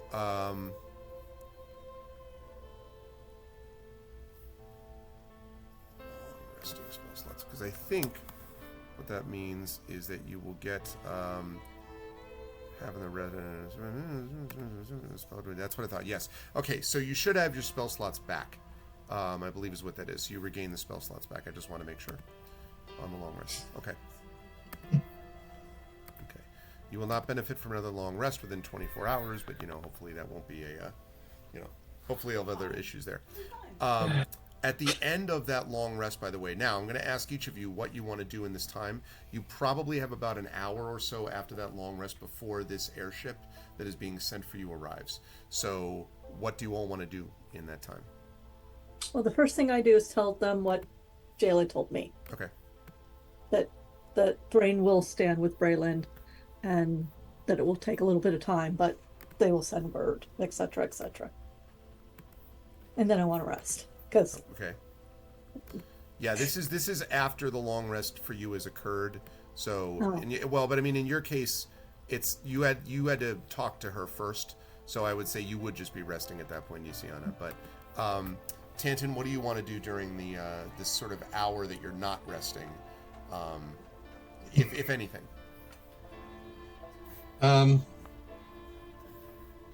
Well, Tanton has basically taken Spanner's lower jaw off and pulled a couple of the grinder bits out and was like cleaning elf butt bits off of it. Yeah. And then he just stops and we have another task, and he puts the thing back in place and puts the jaw back on, and it's an urgent one. Mm-hmm. We have to go back to that balcony and get the Oracle of War. We can't leave it here. That's true. Okay, I'll take care of it. And I fly up to the balcony and get the Oracle. It's gone. No. Son of a no. Yeah, you can do that. I will say, Alarian, that when you do go back up to the balcony, it takes you a little while because of the rubble. The inside of that place, the pews are, splinters. There's just bodies everywhere. But you do find the Oracle there. Yes. I mean, I don't really breathe, but I'll still sign it back. It's the tragic loss of so much life and everything. And yeah, look out. And they'll actually take a moment that, kind of really wishing there was a way to just destroy this thing once and for all, and knowing it is futile. And they'll go up back on the balcony and look down at the destruction. And if they could weep, they probably would, but they don't. So, yeah. And then they just shake their head sadly, and I come back down. Okay. Let's see. How about we already talked to Nisiana. Rowan, do you have anything that you want to do during this hour after the rest and whatever, during the hour? Yeah. I am not doing anything, but it is of note that what that means is, as we resettle in the area, I spend a large portion of that hour, if anybody actually notices me, I'm just staring back into the rubble of what we just escaped, and very idly you can notice that with my metal arm I'm just idly doing sleight of hand with my card deck, without looking at my hand, and just turning an ace of spades into a queen of spades over and over and over in my hand. Okay. You said Ententa did not notice. Did not notice this happening. Okay. He's cleaning Spanner. Gotcha. He's apparently making some modifications to some parts, but it doesn't seem like they're working yet. Okay. But he is definitely making some new parts for Spanner. Okay. Gotcha. Self-belay. I like that, Rowan. Good stuff. Marimay, is there anything that you want to do during that hour after the rest before, anything else you want to speak to or anything like that? Yeah, I'm just gonna go up to Nisiana and make sure that she's okay, because she got wailed on a lot, is my understanding. So, She admits she's heart sore, but she's fine. We did what we needed to do, and now we have to meet this next threat. Basically, she's not thinking about it right now. and I get that, and I'm like, okay, and then note to self, she is not okay. Unpack later. This is very true, but I think that the whole thing with Jayla has really pushed her in a way that even though she's the keeper of the flame, of the silver flame, and she is the leader of her people, and she is a cleric, and she's still an 11-year-old girl. And basically none of this is fair. And Nisiana is still young enough and still naive enough to be appalled and upset that this is not fair. That none of this is fair. And so she's not thinking about it right now. Because you're only about 8 years older than her, right? You were Uh, 18 when we started the Yeah. campaign, and you're 19 now. yeah. Yeah. Yeah, so I'm 8 years older. And she still she has a little bit of the this is not fair. This shouldn't be happening. But she also has a side that worked the trauma wards, that has been to war, that there's a lot of responsibility, but she's not gonna think about it because she's fine. She is fine. Maybe, Everything's maybe fine. we will understand what you're putting down and kind of leave that alone, but she will sit and gently strum her lyre with some of your favorite calming songs and soothing hymns to Eberron that you prefer, and all of that. This gentle, supportive background noise without making you face that which you currently do not wish to. That is great. And she will just sleep and rest. That is what until she is called again. Beautiful. All right. So we've got about an hour left before we end stream. Yes, that is correct. And speaking of that, speaking of the hour, it is about after that hour in game that the ship arrives. Well, hang on, Arv. Oh, go ahead. Yes, unless there's something else, Larian. I do. Yeah, and when Ilarion lands, and once everyone's awake, I'm not going to disturb her, but once everyone's awake, I want to talk about what we think Flamewind wants to talk about and what we feel we should do next, because I have possibly a very different task for us to do after this atrocity. And basically, very quickly, Ilarion lays out, what's her name? The Undying one? Court of the Undying? From the Caradal Knot. Oh, the person who showed up, you mean? Yeah, the person who did all this, basically. Yes, who started this in the first place. Her name was Antinua Cianadel. And Antinua? yes, Antinua. All right. Antinua Cianadel. Cianadel. Wow. The one that you killed was Emerald Long Arrow. Yeah, that was well, the guy he's wanted dead. to Don't really back. care. Yeah. Yeah. And basically, it's just very simple that I look at all of you with my, crackling blue eyes and say, I have to do I can't remember the last name. Anyways, she must be destroyed. She is now a terrorist against the entire continent. And must be tracked down and must be destroyed. So, for this atrocity, basically, is what I'm saying. I don't know what Flamewood wants to ask of us, but I feel that should be, unless there is another threat imminent, a very high priority for us. We are certain this came from Flamewood, correct? Look at Nisiana. There was a stone that was handed to. Actually, Merime took the stone. Right. But the Yeah. I don't know. You don't know. Jayla gave it to you. Had been told that it was a speaking stone. I mean, it definitely wasn't some random person from nowhere. if you would like me to check, I can send to Flamewind to confirm. Yeah. I think Yes, that's a good please. idea. Sorry, Kitty. I have to figure out 25 words. To make sure that, I guess the descending can go to someone else anyways. The message is like, hey, Flamewind, look, we got a voicemail. Was this from you? That's less than 25 New words. sending stone. Who dis? Exactly. Yeah. Right?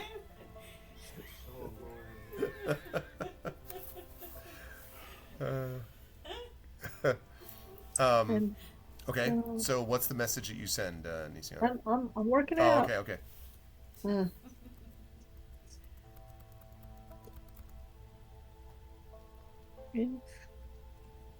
Tanton is like finishing a new like grinder cog, and like tucks it into his bag. Goes, oh yes, that's going to do much more damage. And puts it away because at level 15 he becomes an improved steel defender. So Chanton is working on this part so that when we get to level 15, that's when it all comes together. Love it. It's not 25 words, but I mean, it's a little less, but it's basically, did you send us a message via Sending Stone? If yes, can you give us an idea of what our conversation will be about? Okay. Yep. And sent, Reply to this message. okay. And sent to Flamewind. Hit stone Yeah. to reply to this message. Okay. That's pretty good. So, as of when you send that, that's the beginning of that hour. As Yes. of the end of that hour, you have not received a reply.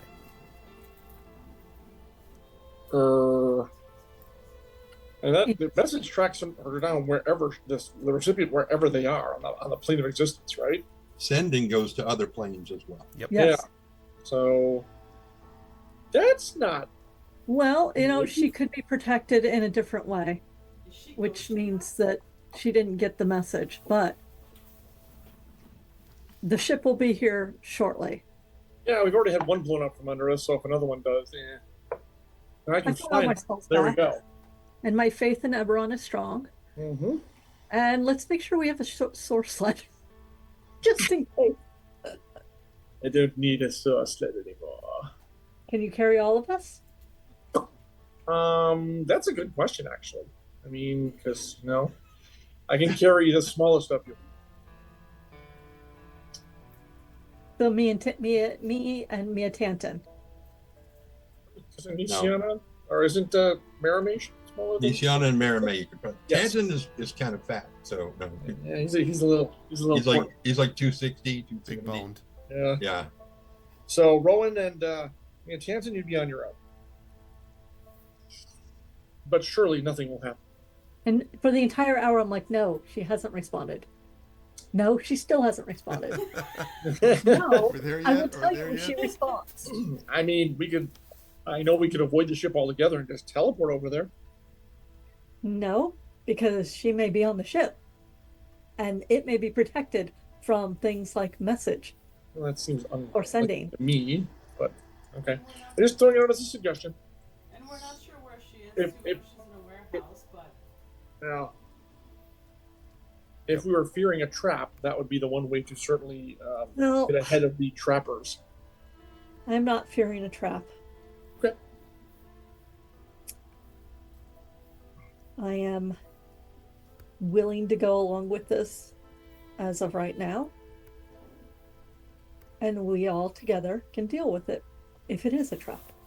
I just don't know why she would send us a stone just to tell us to go into a warehouse somewhere. Like it feels empty of an She sent us a ship to meet us somewhere near Salvation. Salvation has been at the center of all of this from the beginning. So it makes sense that we need to go to Salvation or nearby. That just point as a playing devil's advocate, that may make sense, but Flamewind leaving her sanctuary to me does not make a lot of sense. It wasn't exactly a secure location when we were there. Well, one would think the mages of the library, I think it was called, would have taken care of that in the aftermath of the attack. idea. Can we send a message to someone else in Berlin who might be able to tell us what happened at the university and to Flamewind? Someone that we trust who might answer. Where is shit, what's his name? It begins with the H. Our handler. Hilar? Halar? Halar was Yeah, where's Halar supposed to be right now? Where is Halar? I believe that Hilar had gone back to Salvation with Sky Blue. Okay. I believe is what had happened with Hilar Brasal. Mm-hmm. All right, if you want me to send a message to him, I can. But I think you need to tell me what I need to ask.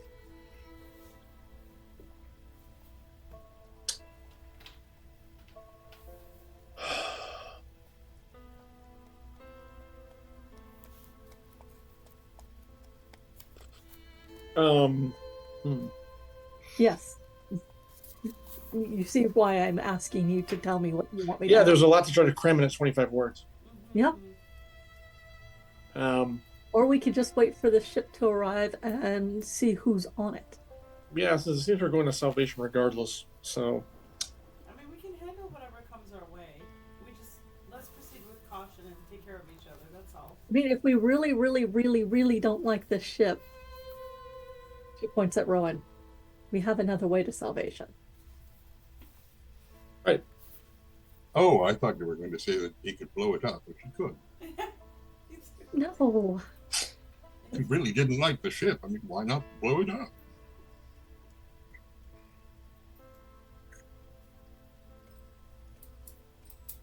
Because that might actually start yet another international incident.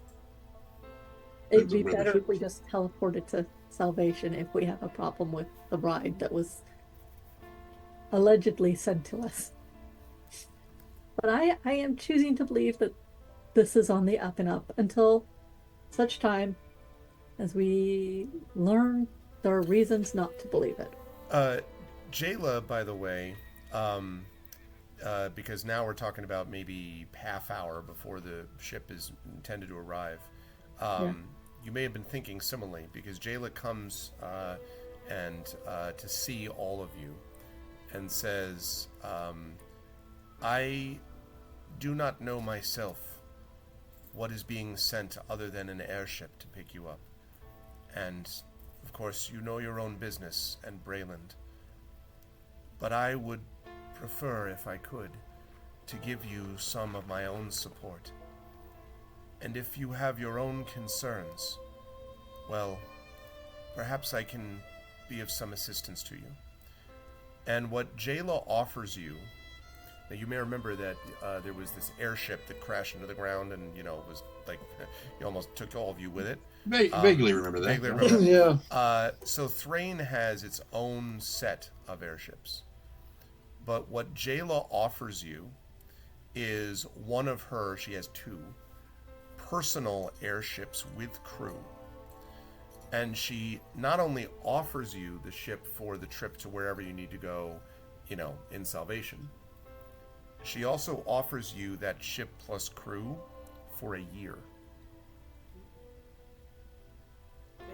Wow. In other words, you can have this airship, use of it for a year. I It smile is at a her. Thrainish airship, I'm just letting you know. But she does make the suggestion. Nisiana smiles and says, "Are you fond of it? Make sure you give us your least fond ship." She smiles and she says, "They were made identically, and Okay. I am fond of my own existence and a chance to help my people. I, therefore, think this is something that is the least I could do, if this would be of any assistance to you." Now, it's not quite as big as the ship that you took to get out here, that was eventually taken down, etc. But it is still a pretty good-sized ship and sleek, with a crew of, I forget the number, large crew. Any of them Elvish? There are a few who are Elvish, but none of them are like none of them are giving you the you know what I mean? Like, Walk on Stonefire. yeah, Oh, exactly. Okay, all right. We just do it a couple times. They're like, "What? Stop saying that." They're like, "Okay, I guess it's fine." Well, I'm actually just trying to think of how many airships we've been in that have been destroyed. That's think true. 4. 20 crew, by the way. Yeah. Has it 20 been crew. 4 ships so 2 far? pilots, so. 18 crew members. I mean, this is incredibly generous, but So, what we need to do is we need to rename the ship to the Thrawn-wee, and it just kind of Thrawn. And then we start on our Thrawn-wee. we start on our new career of air piracy. Mm. That's true. You just get on the ship and you're like, "The hell with the Oracle." Like, let's just. No ho ho! Find me a volcano to fly I around. still Yeah. think we see what arrives on the ship. But I also like the idea of having our own ship. Because she'd be willing to offer you that now, which means you could leave before that other ship arrives if you wanted. I'm very tempted to take her up on it. Having our own transportation beholden to none. And this is where Nisiana, being 19 and used to following orders, is having a whole lot of problems. So y'all have to make that decision without me, because Nisiana's like, we should probably wait if they're sending someone for us. It's only polite. Is the ship that Well, she's all right. us already nearby? Yes. Say again? Yeah, 5 minutes. I walk towards it. Okay. Yeah, I mean, it's hovering, but but yes. Mm-hmm. Mhm. I'm just walking towards it still. So what about this?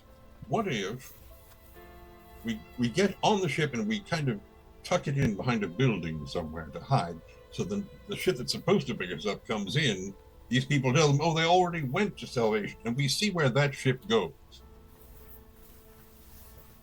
That's smart. Is there enough of the city still standing to hide behind? That's a good question. I mean, I really hate to ask that question, but Not exactly. I mean, the city, there are some buildings that are still up and functional, but not tall ones. I mean, even the cathedral, a lot of the spires themselves have broken. You might be able to do something like that. The problem is whether you'd have time to do it before the other ship is intended to arrive, though. Because the ship is right there, so you could get on the ship. But whether you could get it and then move it to some place, you're not sure. Rowan, flip a coin. Heads, we head out now. Well, Tanton, Hmm. what do you want to do? Do you want to take the ship or wait for the other one to arrive? I want to take this ship. Not Merime. Nisiana seems to want to wait for the other one to arrive. This is the two choices we all have to make. What is your choice?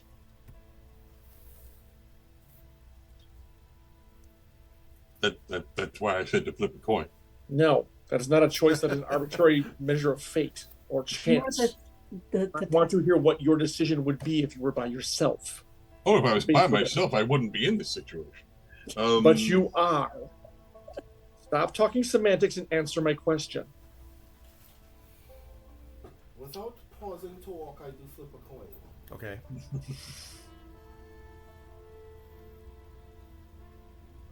Do you know which is which?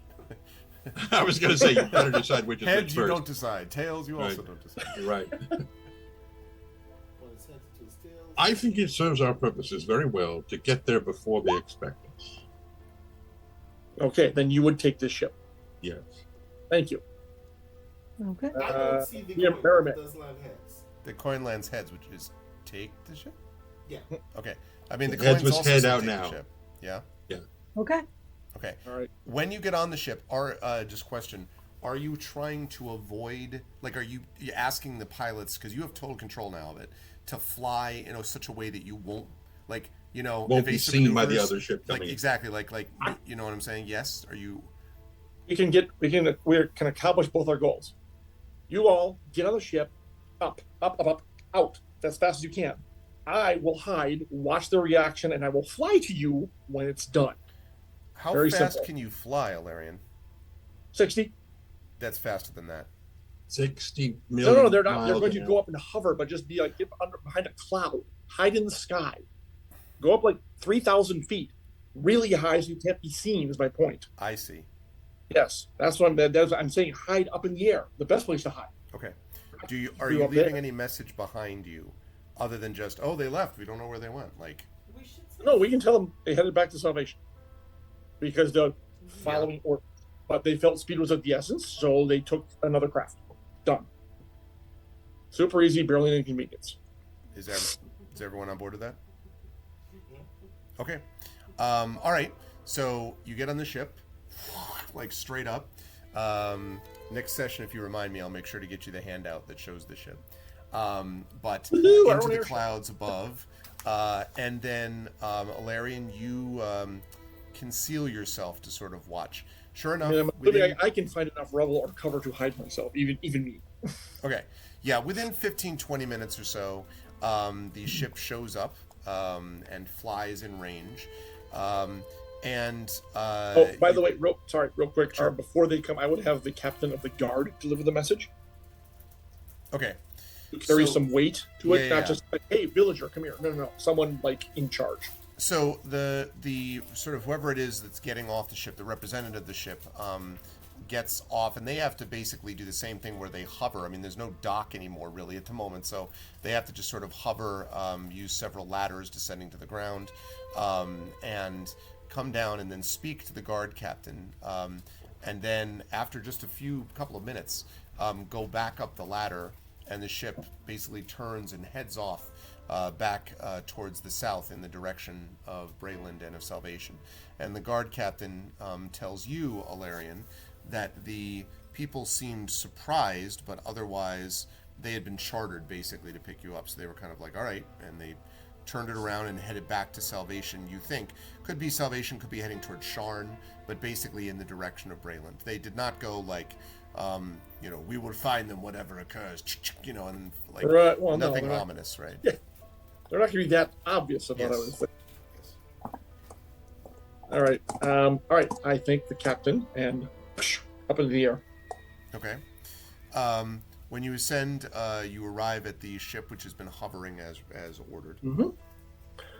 Relay what they said. They were a charter ship to take us. They were surprised that we left already, but then headed south. Okay. We could attempt to follow them if we wished, I think, but we'd have to move now. Otherwise, it's off to Salvation. They're going in the same direction. It doesn't matter whether we're following them or not. Well, then, let's go. Can you hide this? I mean, they'll be able to see us. Well, as long as there's clouds. If we But stay we won't be able above to see and them. behind them, they will not.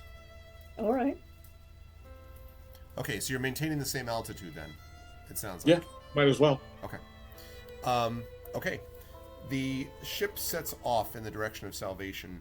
Couple things to note about the ship, which incidentally is known as the Cloud Skimmer.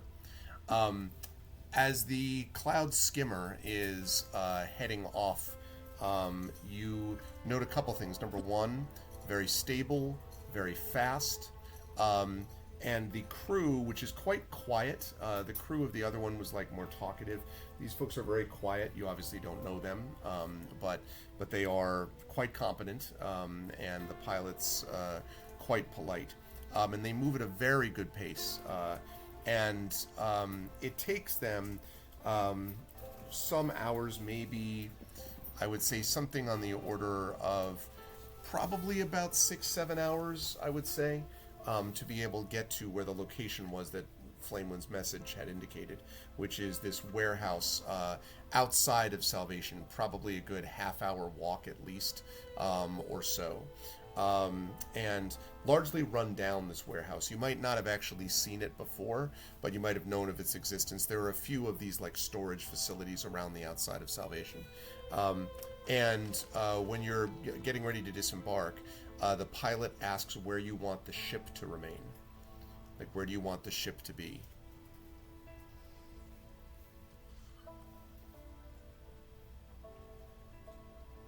Is there any sign of the other ship? No. Did they veer off before they got to Salvation? Unclear, or- because you, to stay out of the way, had to be above cloud cover. So you were going in the same general direction, but... That's fine. Because as if you far were as- below the cloud cover to see them, they would have been able to theoretically see you. That's the problem. Right. Any sign of anyone having arrived here? I mean, yes, I know teleport exists, but Right, I was going to say, not obviously. There, you don't see any obvious guards on the outside of this either. Salvation looks fine. I mean, from as fine as Salvation ever looks. But you don't see any, like, there's no devastation to the village or to the town or anything. Interesting. I'm glad to see that. Come Merriman, what, crash into a large house. Yeah. God damn it. Merriman, what is the range of your telepathy I'm at now? 130 feet right now. That's not as far as I wanted. I would have them like go off a few like 100 yards and wait for a signal, but we can't really do that easily.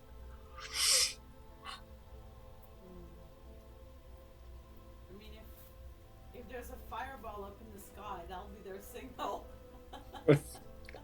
Up in the sky, in the warehouse, you know. Yeah, big explosion, screaming, lots of screaming. That's the signal. How big is the ship compared to the warehouse?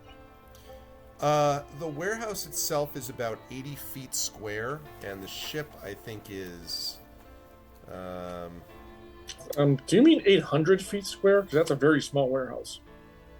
Yeah, it's not a big warehouse. 80-foot square.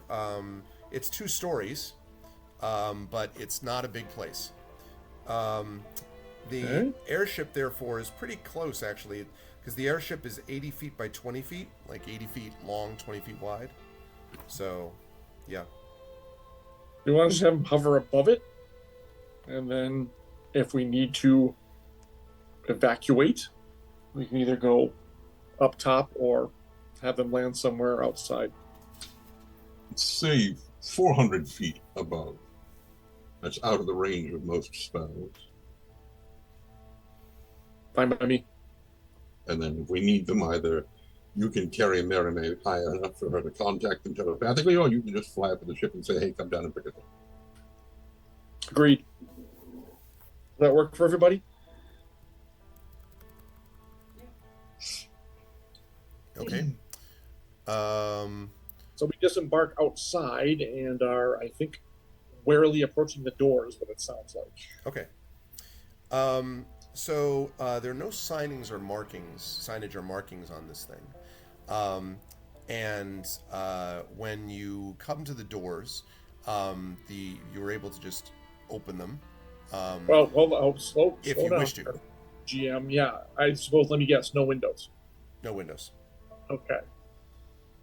Now, do we wish to attempt to open the door? Okay. Or actually, can't Marinade just sense thoughts and see if she knows who's in there? Yeah, I was gonna suggest that. Yeah. Because if it's 80 feet, I can basically clear that sucker. Okay. Sensing thoughts just to kind of see. I want to see if I can find Flamewood. Okay. In there. But just in general, if there's anything in there that thinks. Yeah, no, there's definitely creatures of that. Yes, you can definitely tell there are creatures in there that think. I'm trying to think of if sense thoughts, how specific it can be about how numbers, people. We've played it different ways, but we never got specifics like that. But I should, if I'm targeting someone. Yes. Yeah. But I don't think I could get the specifics. No, I could get okay, there's a lot of noise. I would like you to make a wisdom. I'd like you to make a wisdom check for me, please. Just straight up wisdom? Straight wisdom. With advantage? No, I'll give it to you at +2 though. Oh, thank you. Alright, I have my heavy crossbow loaded and ready. Okay. 21. You. I made a save, but I'm gonna say it's not 66. Okay. So Marimé, you sense that there is indeed you haven't had the opportunity to do a whole lot of working with Gynosphinx thought processes before, but you do sense a kind of an organized thought presence, a sort of calm, organized thought presence. The noise that you mentioned, now you know that Salvation is in close proximity to the Mournland, to the Morning. It's possible that the Morning has an effect on this one way or the other. But the way I would describe it is the thought process is muffled.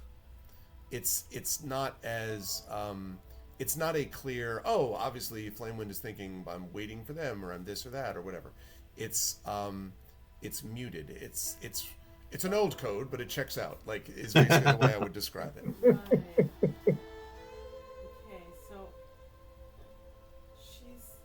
I'm pretty sure she's in there. She's not alone, but there's something, maybe she's drugged or something. There's something wrong with the way the thinking is, it's slower or something. I'm interpreting, I might be completely wrong, but felt that before. How sturdy does this building look?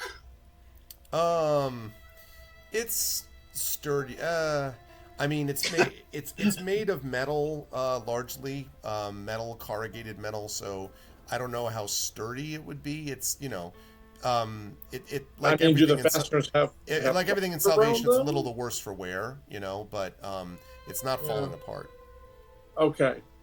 All right. Take a quick flight up to the roof. The roof also looks Same relatively solid. and flat. Yeah, Hot tin covered with cats. exactly. Uh-huh.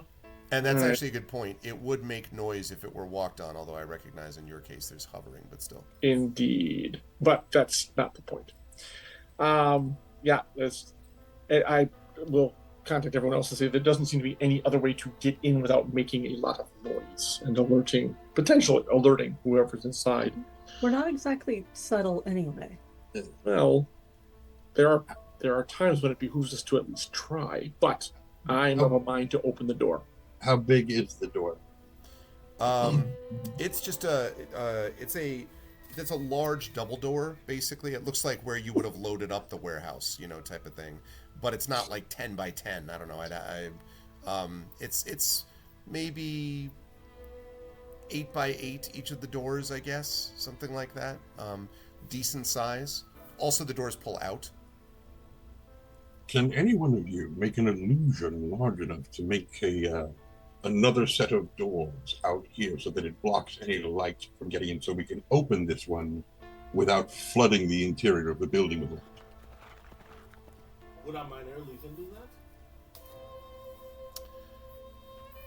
I'm not sure the Mind Illusion would do that. I'm sorry, Arv, how big did you say the doors were again? Maybe like each door might be like 8 by 8, something like minor that. illusion. I don't think it can do anything that large. So bigger than a normal door would be, but No, not no. huge Cargo, for a warehouse. yeah. Yep. Yeah, I think minor illusion's 5 feet. Mm-hmm. Yeah. I think It is not going to help in this case. we're pussyfooting around. Yeah, like I said, I'm for opening the door. Let's find out one way or the other. Give me a moment, and I will check for traps. Okay. Let's see it. Not stand in front of the way in case they shoot arrows out of it. Okay. Found the trap. So yeah, boom! Oh yeah, it's got a delayed fireball. Oh yeah, here we I go. crit succeeded that one. Well, because I'm using my thief tools, which are magical for me, and because I'm using magical tools, I have advantage. So this is going to be awesome. Yep. 27. Wow. Yeah. Definitely not trapped and not locked either. You don't think, Tanton? All right. And I will put a little bit of oil on the hinges, and I will take a step back and mage hand open the door very slowly from 30 feet away. Okay. So the door. Oh, by the I way, oiled the hinges. yeah, I know. I was doing the universal door opening sound. Okay. Are you now double doors? So right, left, both? Right side. Okay. So that opens smoothly. Inside, you can see that the inside is actually already lit. In fact, you can't quite. I guess if you get close enough to the door, you can see that there is a row of lanterns, probably Everbright lanterns, Tantan, you would suspect, that are hanging from a row of above the actual room. Most of the area actually in the room is bare. There is an oversized chair and a long table in the center of the room, and there are a row of empty crates and barrels stacked along the west wall next to the stairs. And the stairs lead up to what is obviously like a balcony, like a sort of a second floor balcony above this room. But it's basically just one room. That's why it's not very big, as you noted before, Ilarion, with that sort of balcony above it. And on the oversized chair, you see Flamewind. The Gynosphinx is there and sort of eyeing you curiously with her deep golden eyes. And she says, "Welcome, my adventurers. Once again, fate has brought us to a crossroads. one soon to diverge into two paths that may never again meet. Please come in. I'm glad that you've come. The continent is in need. And she sort of, one paw sort of gestures to the table. And Kenton makes a few clicks at Spanner, who starts going around the room scanning for anybody else. Okay, now question: ground floor, because do you want Spanner to start walking upstairs? He's going to check the ground floor first. Okay. And while he does that, I will step inside and fly up to the second floor. Okay. On the second floor, you can see that there is this sort of like balcony. It's more than a catwalk, really a balcony on one side. There is a closed door that leads to maybe like what would have been the warehouse office or something. There are no windows into that room. The door is closed, but there's nothing. No one is on the balcony or anything like that staring down at you. I should say that there are. That is the case. You do see that there are. I should have mentioned, besides the Gynosphinx, that there are two guards, basically, you would say. They are wearing cloaks. They are not elvish, in case you're curious. They are, but they are standing behind Flamewind, just sort of at attention. Possibly wearing Moorgrave University colors, maybe, which is the university with which Flamewind is associated. But nothing like super official. Okay. At the door, I stand to one side and I open it. Door is locked. Tanton, I have a locked door on the second floor. So Flamewind says, "What exactly are you doing?" Being cautious. Our job. And he starts going upstairs.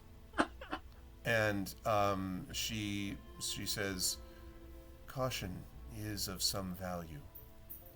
I'm not sure what you think you're going to find up there, though." Why didn't you answer my sending? And she blinks and looks at you and she says, "Because communications are no longer secure. It is clear with Stonefire that now we can no longer be certain who is listening to what we think are messages sent privately." That reminds me. Through our link, I'm just going to what was the thing that I got that I could check if my communications were being tapped into, basically, by the... Right. You had an item which allowed you to determine if your communications were being tapped. Right. You don't sense any of that at the moment. Okay, perfect. Yeah. I just want to make sure. Yeah.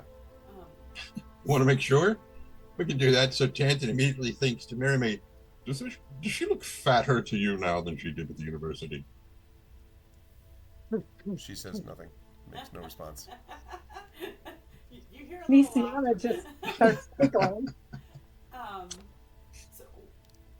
So I'm stepping up with Nisiana to try to buy time while the other two are scouting about. Okay. So communications aren't safe. Why did you bring us here? Precisely because I cannot be certain that back in Sharn we would be secure, even in Moorgrave. And also because doing things through a message is more dangerous. If I bring you here on my ship, then... And she pauses and she says, you came on my ship, yes?" We came. What was such urgency? What happened? Did you decipher something else from the Draconic prophecy? And she says, "Yes, that is a tale." Now, by this point, Tanton, you've gotten up to the second floor, and you're over at the door. So you're going to try to do what? Pick a lock? Yeah, that was the 19. Oh, sorry, I didn't see that. Okay, so the door, you notice that as you start to open it, the door is unlocked now, but as you start to open the door... I didn't say anything about opening. Oh, I'm sorry. I said Well, it is unlocked. unlocked. Yeah. It's unlocked. Okay. Yeah. I take up a position behind Tanton, crossbow ready. This door opens, by the way, inward, just so you know. I'm assuming you're doing the same thing as before. Okay. And then when you're ready, Well, if the door opens inward, I can't oil the hinges because they're on the inside, but Right. still, yes. So, regardless. Okay. When you start to do that, it seems to be blocked. Might be a bar on the inside of the door, possibly, Tanton? Does it open in any way, like an inch or two, or right away? Like, yeah, like a centimeter or two. So there's a narrow gap. Right. Very narrow. Vroom, sword comes out, and I'm just going to cut at it until I cut the bar away. Okay, so you're going to start sawing away. As you do that, Flamewind. Boom! Flamewind answers your question, Nisian, I believe, which was about. Oh no, was it yours, Mermaid? Okay, and she says, Stonefire is now across the 5 nations. You may have heard of this. We have been told that many were affected. It surged and then came to somewhat of an ending. At least there has been less damage before. We were able to get control of it. But it means that we can no longer be certain whom to trust and whom not to. And that is what has brought me to you. It is quite clear that the only way we will be able to solve this problem is to consult the Draconic Prophecy, to break beyond what we have. And she kind of pauses and says, do you have the Oracle?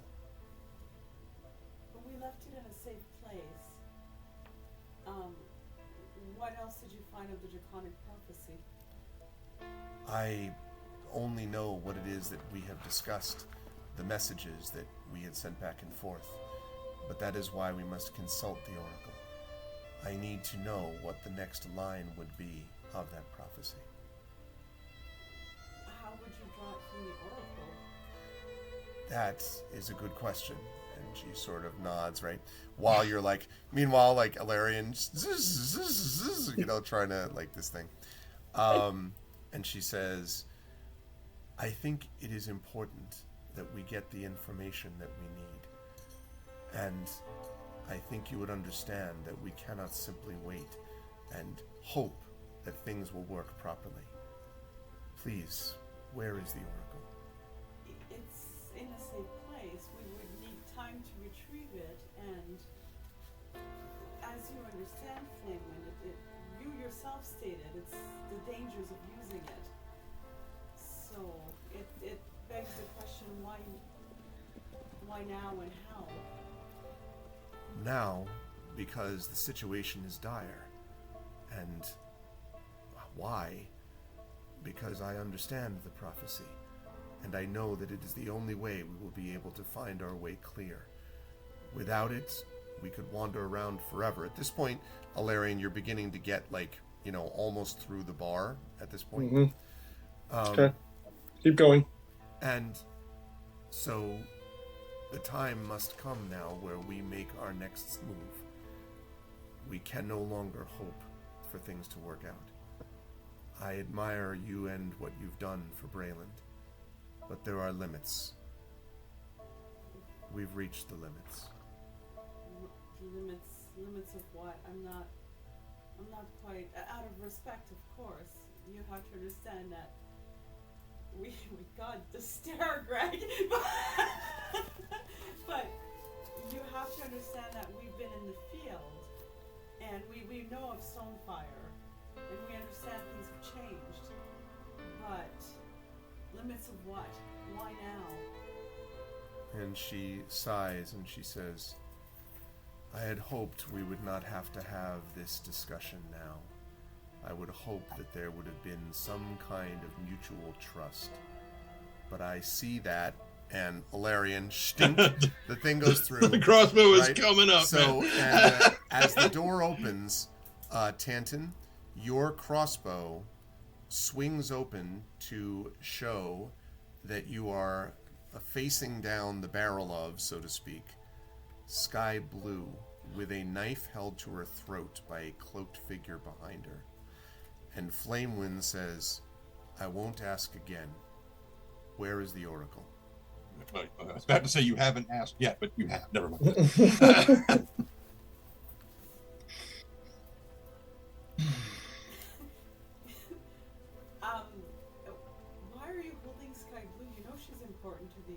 Wait, we can't see this. This is upstairs, right? We're Right, I don't know how much of this you're We still have the communicating link up. telepathically. Oh, right. Are Okay. you like Oh, kind yeah. of being like, problem? Like, you know, immensely. It's a like, trap! Oh shit! That Yeah. guy has a knife to Guy Blue's throat. Yeah, I think, and it's not that big a warehouse, but yeah, I think there would have been some like, well, I think they would have heard, because I'm not talking not loud. Yeah, no, that's true. So you probably would have. You don't see it, but you would have heard this. Oh, You don't we- see what Tanton and Ilarion just saw, though. I mean, like, Oh, we're transmitting it to them. yeah. I was gonna say. So you two would probably be like, yeah. Yeah. The first words out of Tanton's mouth are going to say, speaking of out of respect, completely out of it now. Okay. Okay. Well, does she seem to know that they know that they've opened the door? Yes, at this point, and she says, "There's only one chance that you will have, and that your friend will have. She's been caught up in this from the very beginning. You know this. If you don't want to lose her, then you'll give me the Oracle. It's better for all of us if someone who understands the prophecy is the one managing this. Also, I would like an insight check from you, Mermaid." Yeah, I get to do inside at advantage just to remind you. That one I'm not joking about. It's supposed to Yeah, be no, I know. all the other fucking answers. By the need to way, have yeah, well, no, go ahead. 20, not natural. Hang on. How close is Merriman to me? How close is Mermaid to you? I mean, not that close, right? Because you're up on the balcony. I don't know, it's maybe 20, carry the one. Like 30 feet, 40 feet maybe? 30 or 40? Maybe 30. It's not a huge building. Maybe All 30. right, if it's 30, flash of genius, add 5 to that. Okay. Ooh, 25. Thank you. Okay. You think of two things. One, this doesn't sound quite like the speech pattern. I mentioned the muffled thing that you noticed before with Flamewind. As you think that, she says, "Fine. Then I must swing the balance." And then multiple things happen at once. I should mention, by the way, Ilarion and Tanton, that there is inside clearly a shuttered window, but it's not a window that would have been visible from the outside because it looks like it was basically covered with a metal sheet. I mentioned that this is all like corrugated metal, so Right. you can't see out of it either. But what you do hear is the sound of a hissing outside at that spot, basically. And you and Tanton can both hear it. Smashing through the window breaks open, and something smashes through it. At the same time that the cloaked figure suddenly clutches at their neck and falls to the ground. Standing up from behind them is a very familiar figure. Blagothkus, no. Is a very familiar figure. And he shouts at you, "She's free, now get out of here." It is Zodar Tarev, who, as the window shattered open, Zodar Tarev was standing up behind him. So Zodar was in the room clearly already, but obviously concealed because the cloaked figure did not see them, obviously. But smashing through the window is neither of those. It is a figure in decorated golden armor who smashes through the metal and lands only a few feet away, actually, from Ilarion, I guess, who would be technically in front. Although, I don't know who's in front, really. I guess it would No, it was, with him opening the door, it was Tanton, but not me behind him. Okay. Because we still haven't entered the actual room. We're in the Just door. on the outside, right, okay. And she looks up at you and stands tall and says, "You shall not escape my righteous vengeance, even if you broke my plan with Thrain." It is Antinous Cyanidel. And Zodar Tarev looks at you and says, "Who in the hells is this?" And You want her dead. Zodar Tarev, Antinous Cyanidel, and Flamewind on the floor of the warehouse. We're going to bring our session to a close. And in our She next came to section, us. we will have what is absolutely the finale of Season 4 of Oracle of War. So for those of you who still have hero points, which I think is only me, use them in the next session. Yeah. Note the trend. Might want to do that anyway. Yeah. Yeah. Woo! We had a little bit of tension there. That was good I stuff. still want to know who that cloaked figure is. Yeah. At the moment, they are, sir, not appearing in this picture anymore. Like, Sir probably soon to be dead. yeah. Sir, well, that cloaked figure is clearly dead already.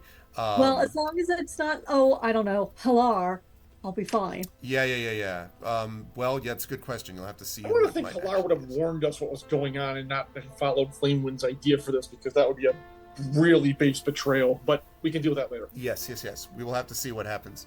But good stuff, folks. This was good. I had a feeling you'd be able to wrap up the combat. I was curious to see what you were going to do with the offer of the airship. Side note, in Final Fantasy, the greatest moment that ever happens when you play Final Fantasy is getting the airship, so you don't get the 65 million random battles. So I used to just like fly over the world being like, woo, I could go anywhere, nothing attacks me, you know what I mean? Like, yeah, exactly. So there was that, but then you also have the fact that you stopped the assault, which means maybe Thrain and Braylon come together, but you still got Antonua to deal with, and you still have the betrayal, although you still don't know 100% what's going on with Flamewind, but there's something, and then the reappearance of Zodar Tarev as well. So a lot of stuff to get through and deal with.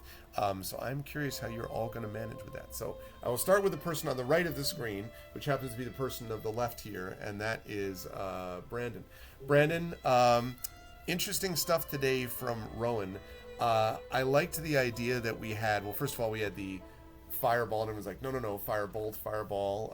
We had to figure out what actually was going to work there. But it did work in the end. Yeah.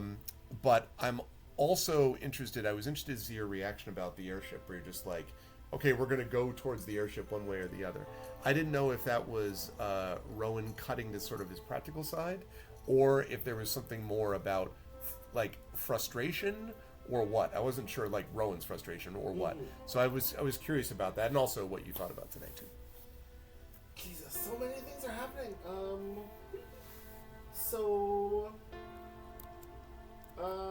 Yeah, Rowan is alive. Rowan has more than 1 hit point again. It's kind of. I will say, I was hoping that there would be a moment where this would. Where this would obviously be noticed, and then Tanton clearly didn't notice. So, I know Tanton tried too, but it was like a 4. yeah. That was a great moment, by the way. I love that, looking back with the metal arm. Yeah. Because I do think the thing at this point, and when we get into that fight, it's gonna be a big deal. Because what the fuck is Zodar Tarev doing here? But suffice it to say that at this point, Rowan's particular frustration is, why do things keep blowing up? Why am I surrounded by carnage and violence at every possible turn?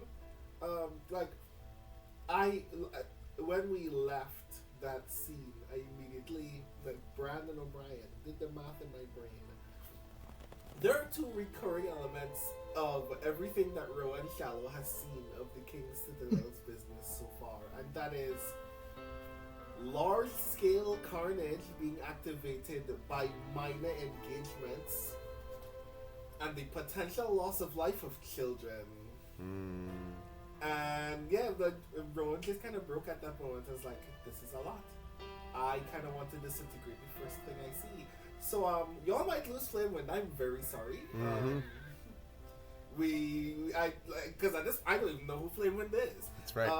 Yep. So yeah, at this point, I'm like, every time you meet someone, they want to fight you for a nuclear bomb, and they're willing to kill children to do it.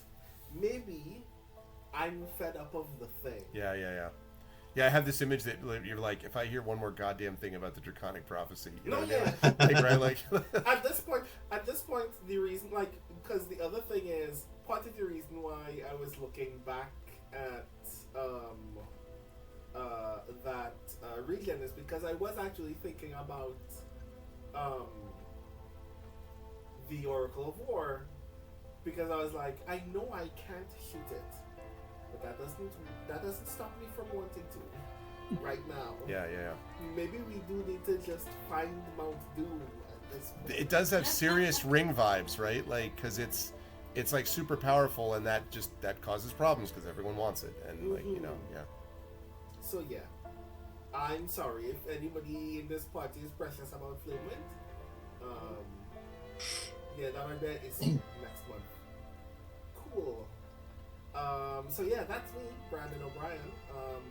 I am a poet, writer, and game designer from Trinidad and Tobago, and I'm also falling asleep with myself. You can find me almost everywhere on the internet at BrandonO'Brien.xyz or The Rising Tides.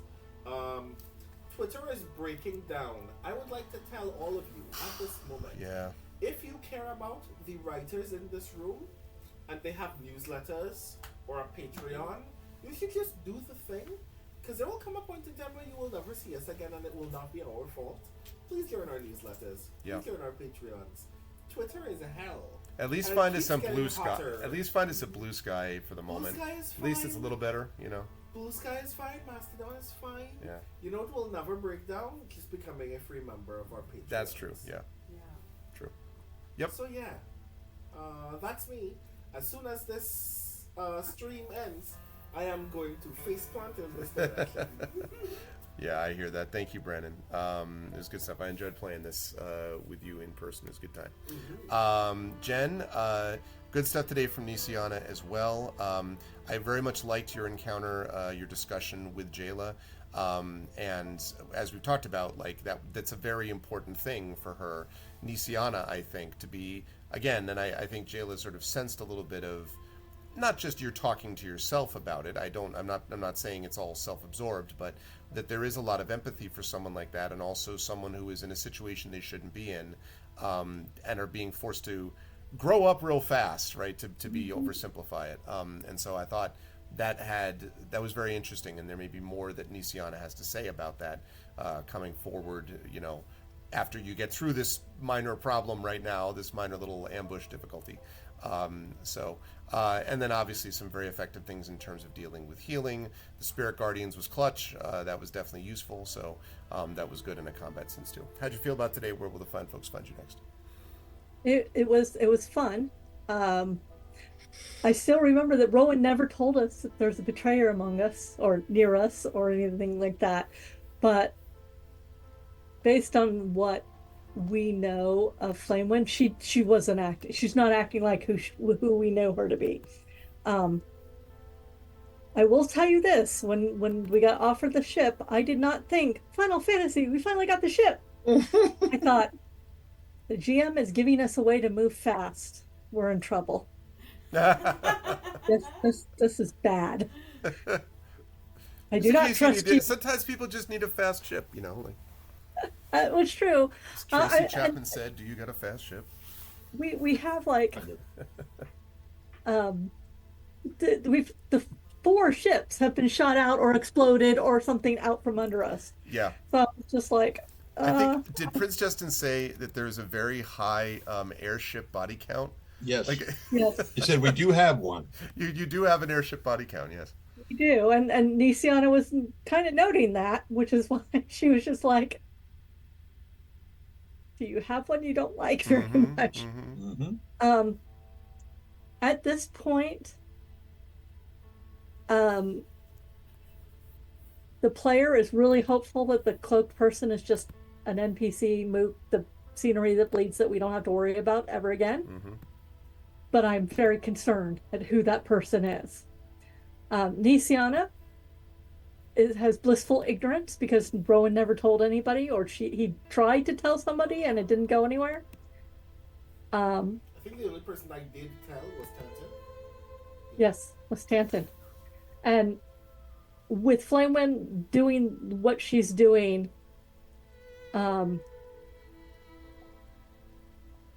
I could think was Rowan saying, everybody who wants this thing is a bad guy.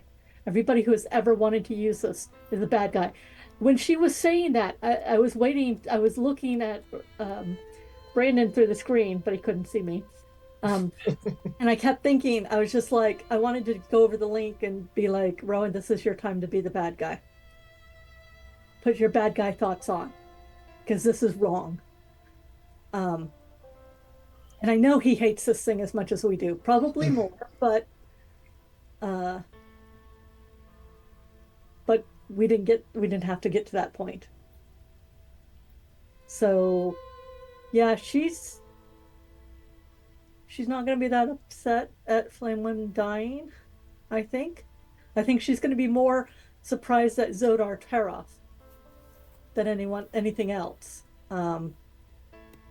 Because he disappeared, and how did he get back here, and how did he know, and is he a good guy now, or is he still rogue with a heart of gold kind of thing, but wants to hide it? So I'm waiting for the next shoe to fall, because it can't be just the member of the Undying Court and Flamewind, but I'm going to assume she's kind of powerful on her own. The other thing I thought with the Sky Blue was, I can fix that. They kill her, I can fix it. I can fix this. I've got Spare the Dying, so I could just no problem. And I can. Because I was going to shoot that guy. I was absolutely going to shoot him in the face. Yeah. Yeah. I expect. Yeah. So, good time. Like Brandon says, if you haven't joined my newsletter, I have a brand new newsletter on my website.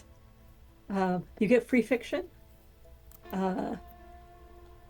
Also, I'm Books 101 podcast author of the month. I have been interviewed every Monday this month, and I'm going to be interviewed tomorrow and the Monday after that. I'll be linking all of those in a blog post.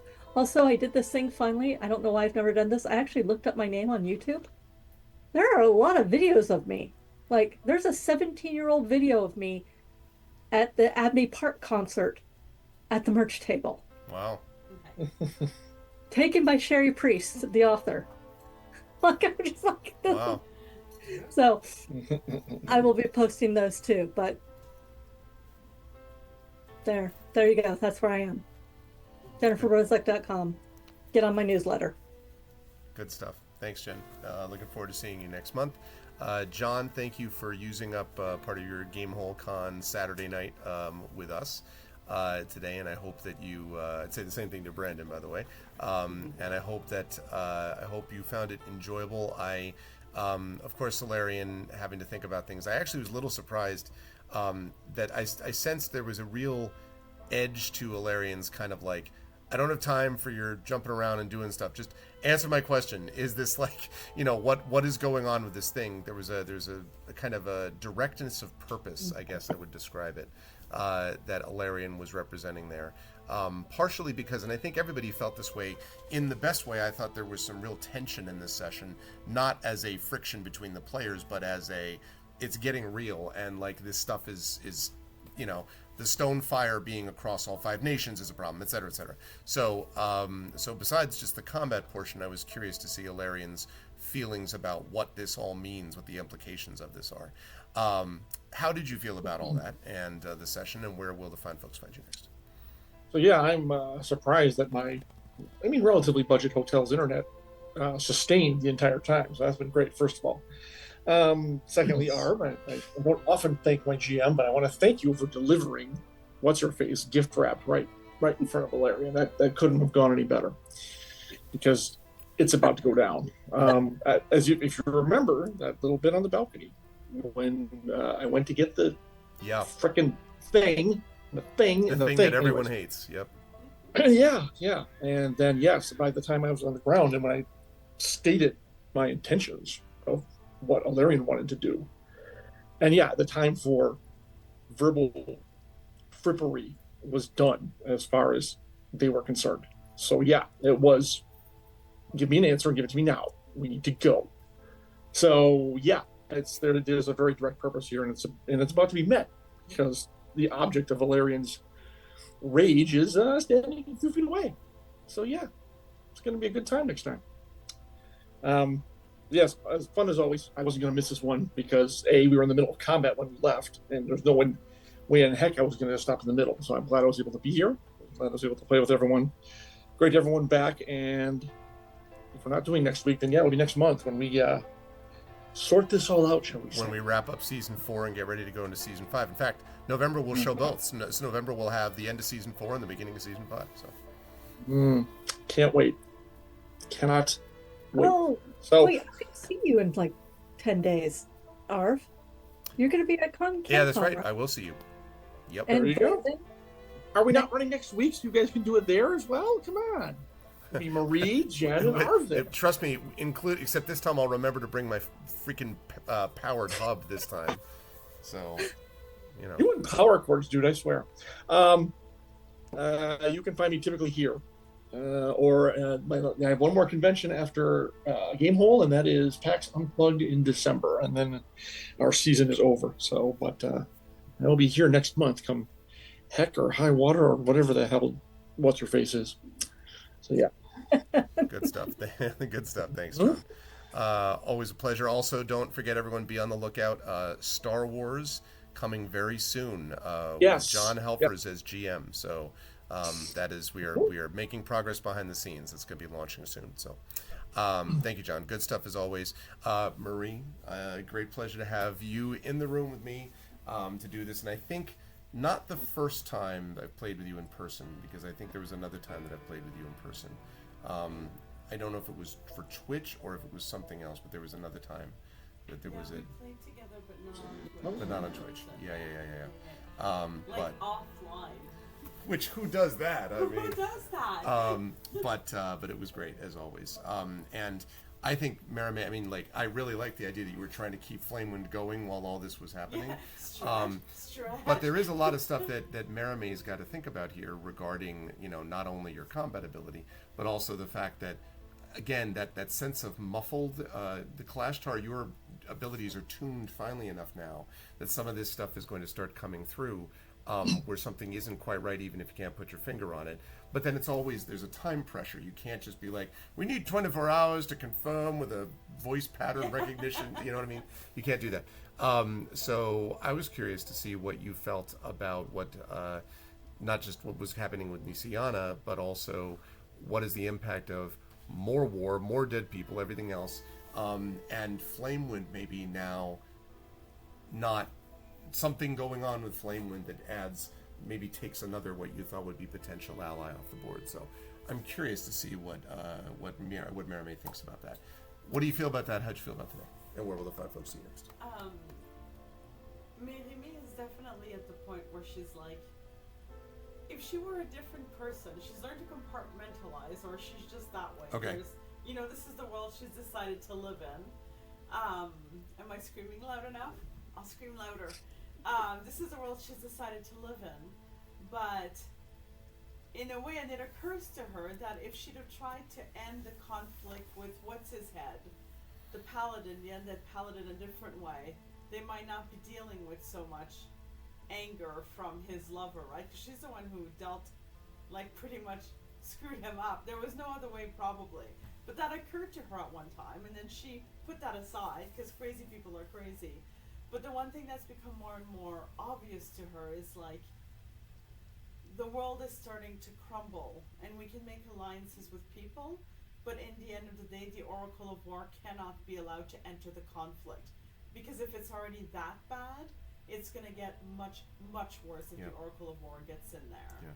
So that is sealing into her mind. And she remembers the vision she had with the great purple sky and the Oracle of War and the burning, and it is front of mind, and it's going to be a lot of tough decisions. Maybe some echoes of the city destroyed with that little vision too. Like, and so she remembers all of that, and like her mission is, if I can, save my friends. If I can, definitely save my sister, but definitely keep the Oracle of War out. Like, it's gelling. Well, definitely save. I'll just take Nisiana out. Yeah. It's just like, bye guys. It's been real. Yeah. Real tight. So it's going to be interesting. And Flamewind, if Flamewind has proved such a strong ally, but if she's compromised beyond saving, there might not be time to save her or figure out what's wrong with her, right? Yeah. Like, it depends how it goes down, which I'm sure will be friendly and easy. So thank you for that. So I'll see you at KenCon, and Jen, I'll see you at KenCon. Yay! Yes, I am excited. I'm jealous of you. I'm jealous of all of you. I know. Yep. I need to get rich. Need to get all these people here. But thank you. I'm excited for CanCon and all that. Always a pleasure, Marie. Last but certainly not least, Tren. It was I don't know. You were out of the room, I think, when Brandon was mentioning that whole card changing thing that he was doing was partly, sort of like, would Tanton notice? And Tanton did not notice because you're busy working on Spanner. You know what I mean?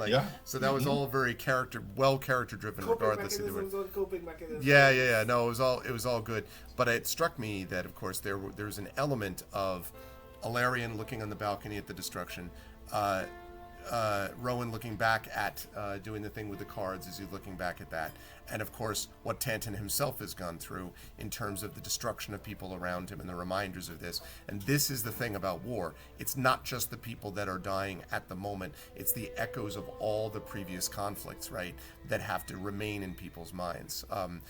Quick sidebar, when I'm finishing up in my Lord of the Rings, students are taking their Lord of the Rings midterms on Monday.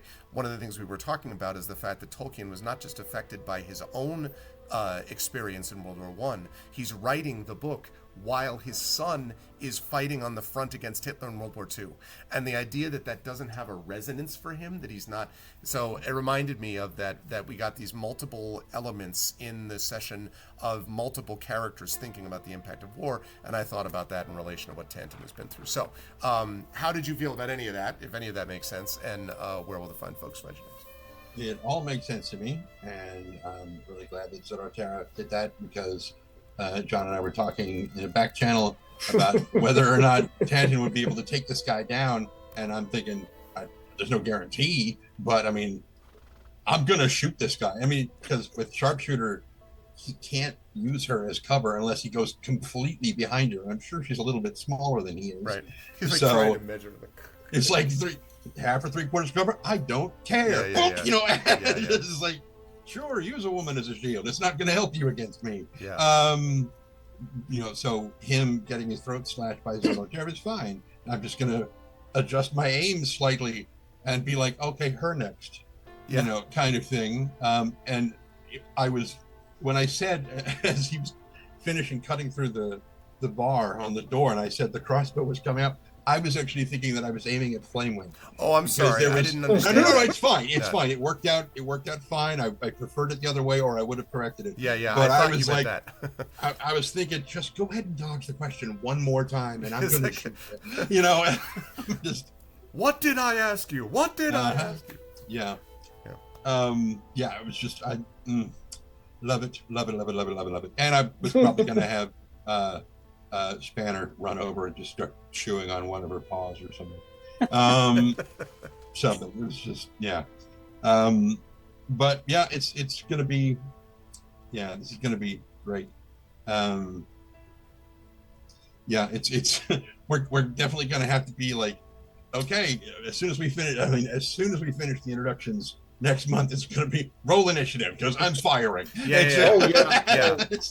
because it's very narratively driven combat in that sense, because a lot has to go on, with that and with the aftermath. But it'll be great. It'll, like I say, finish season 4 and we'll open season 5 at the end of November. And season 5 is going to be wild because there's all of all of this stuff is going on at the same time. So yeah. Mm-hmm. And aside from that, where will people see me next? I guess Brandon will see me next weekend in Burlingame. For the...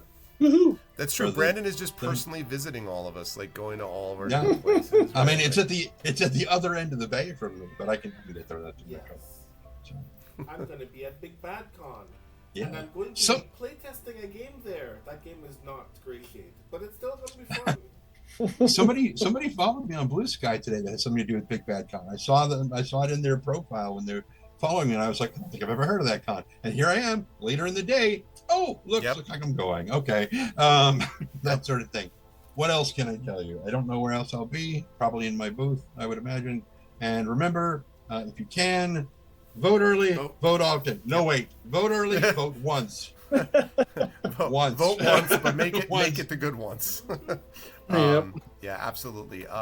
Real pleasure to be back with the longest running campaign on this channel, which is making tremendous progress and which is, if all goes well, going to conclude next year. I have a good feeling about it based on the scheduling. So, but if you want to see all this, chat, spread the word, let them know, because I&B finishes season 4 and gets ready for season 5, and I will tell them that if they survive this combat, You will all get your hero points back. That's right. And season 5 will be entitled Engines of War. So that's the title of season 5. But we'll see when we get there. That reminds at the end, I'm just going to make a bunch of jokes like the war, die warrening, war harder, like the war strikes back. On the trip down on the airship, Tanton would have offered his services with any upgrades or fixes that needed doing while they were traveling. Forgot to mention that. But I see. there we Okay. So, chat, can we get some love for the awesome and amazing Infinity and Beyond crew? And thank you so much to everybody. I'll say goodbye to them in person. But thank you to my remote folks as well. Thank you, as always, to Trent Sparks, to Marie Bilodeau, to John Helfers, to Jennifer Brozek, and to Brandon O'Brien. Great work, crew. I will see you folks next month. Bye for now. And leave meeting. Yeah. Okay. Plot twist. Two of us are still here. That's true. Wait a minute. It's not going to be a clear and present. Okay. I am going to transition over to say, wonderful time. I'm appreciative to both them, appreciative to all of the lovely folks with Infinity Beyond, and appreciative to all of you for your patience in getting this technical thing doing. We did manage to get it going. We did manage to run it. YouTube stream did not happen because, again, technical difficulties and stuff, but we will work out the kinks for next time. Most of them just involved me not forgetting a powered hub at home. That's the main thing. But I am going to head out now. I will see you folks back here on Tuesday. Tuesday we will have Beowulf with Tari Tunes, and then I will be doing more Songs of Conquest on GOG.com with Pen and Pixels, and then on Thursday more Forgotten Realms Unlimited Adventures, and next month more of this campaign as well. If you like what you saw and heard, please follow the channel. Check out our YouTube at !ArvTube, Discord !ArvCord, Twitter !ArvTweets until it completely implodes, Blue Sky !ArvSky. I think a lot of people are waiting for the election and then bailing off of Twitter because, yeah. Website, arvineleron.com. Financially, !ArvShop, the merchandise area, !ArvTreon, the Patreon, as Brandon said, really important, really helps us out to support that. Also, subbing to the channel is really important and helps us out a lot as well, so please do that. The publishing, Icarus, my graphic novel from Athos Arts, Library, Tales and Tomes, The Forbidden Library, that's my 5e adventure and source book from Alligator Alley Entertainment, and Greyshade, Renegade and Heretic, the Grey Assassin Trilogy, critically acclaimed, currently on sale, did very well with those sales numbers, but it will not be on sale for much longer, so now's the time to jump on board and spread the word about it, and please leave a review and do all that good stuff. If you want the audiobook of Greyshade by our very own Tren Sparks, who you just saw today, Tren doing that book, you can get that at Greyshade. And if you want to find out more of the game stylings of one Brandon O'Brien, you should pre-order the tabletop role-playing game of Greyshade, which is going to be amazing, and which is going to be coming out, looks like early next year, but we are very excited about it. It's awesome. Brandon's done a great job, so it's going to be amazing. So definitely do that there. Otherwise, as always, BLM, Black Lives Matter, important to affirm and assert the significance and importance of Black lives. Help Now, the World Health Organization page on suicide prevention. Important to reach out to others when you need help and reach out to others when they need help as well. And Ukraine, UKRAINE, to help the people of Ukraine as they fight back against an illegal and illegitimate war with bravery and courage, and send the message will do so for others in the future as well. If you are in Niagara Falls at World Fantasy tomorrow morning, I will be on a panel called Brevity is the Soul of Wit about short fiction and long fiction, so please join me there and say hello. And otherwise, I'll see you folks here on Tuesday. Until then, everyone, please be good to each other and stick around for the video. Love you all. Bye for now.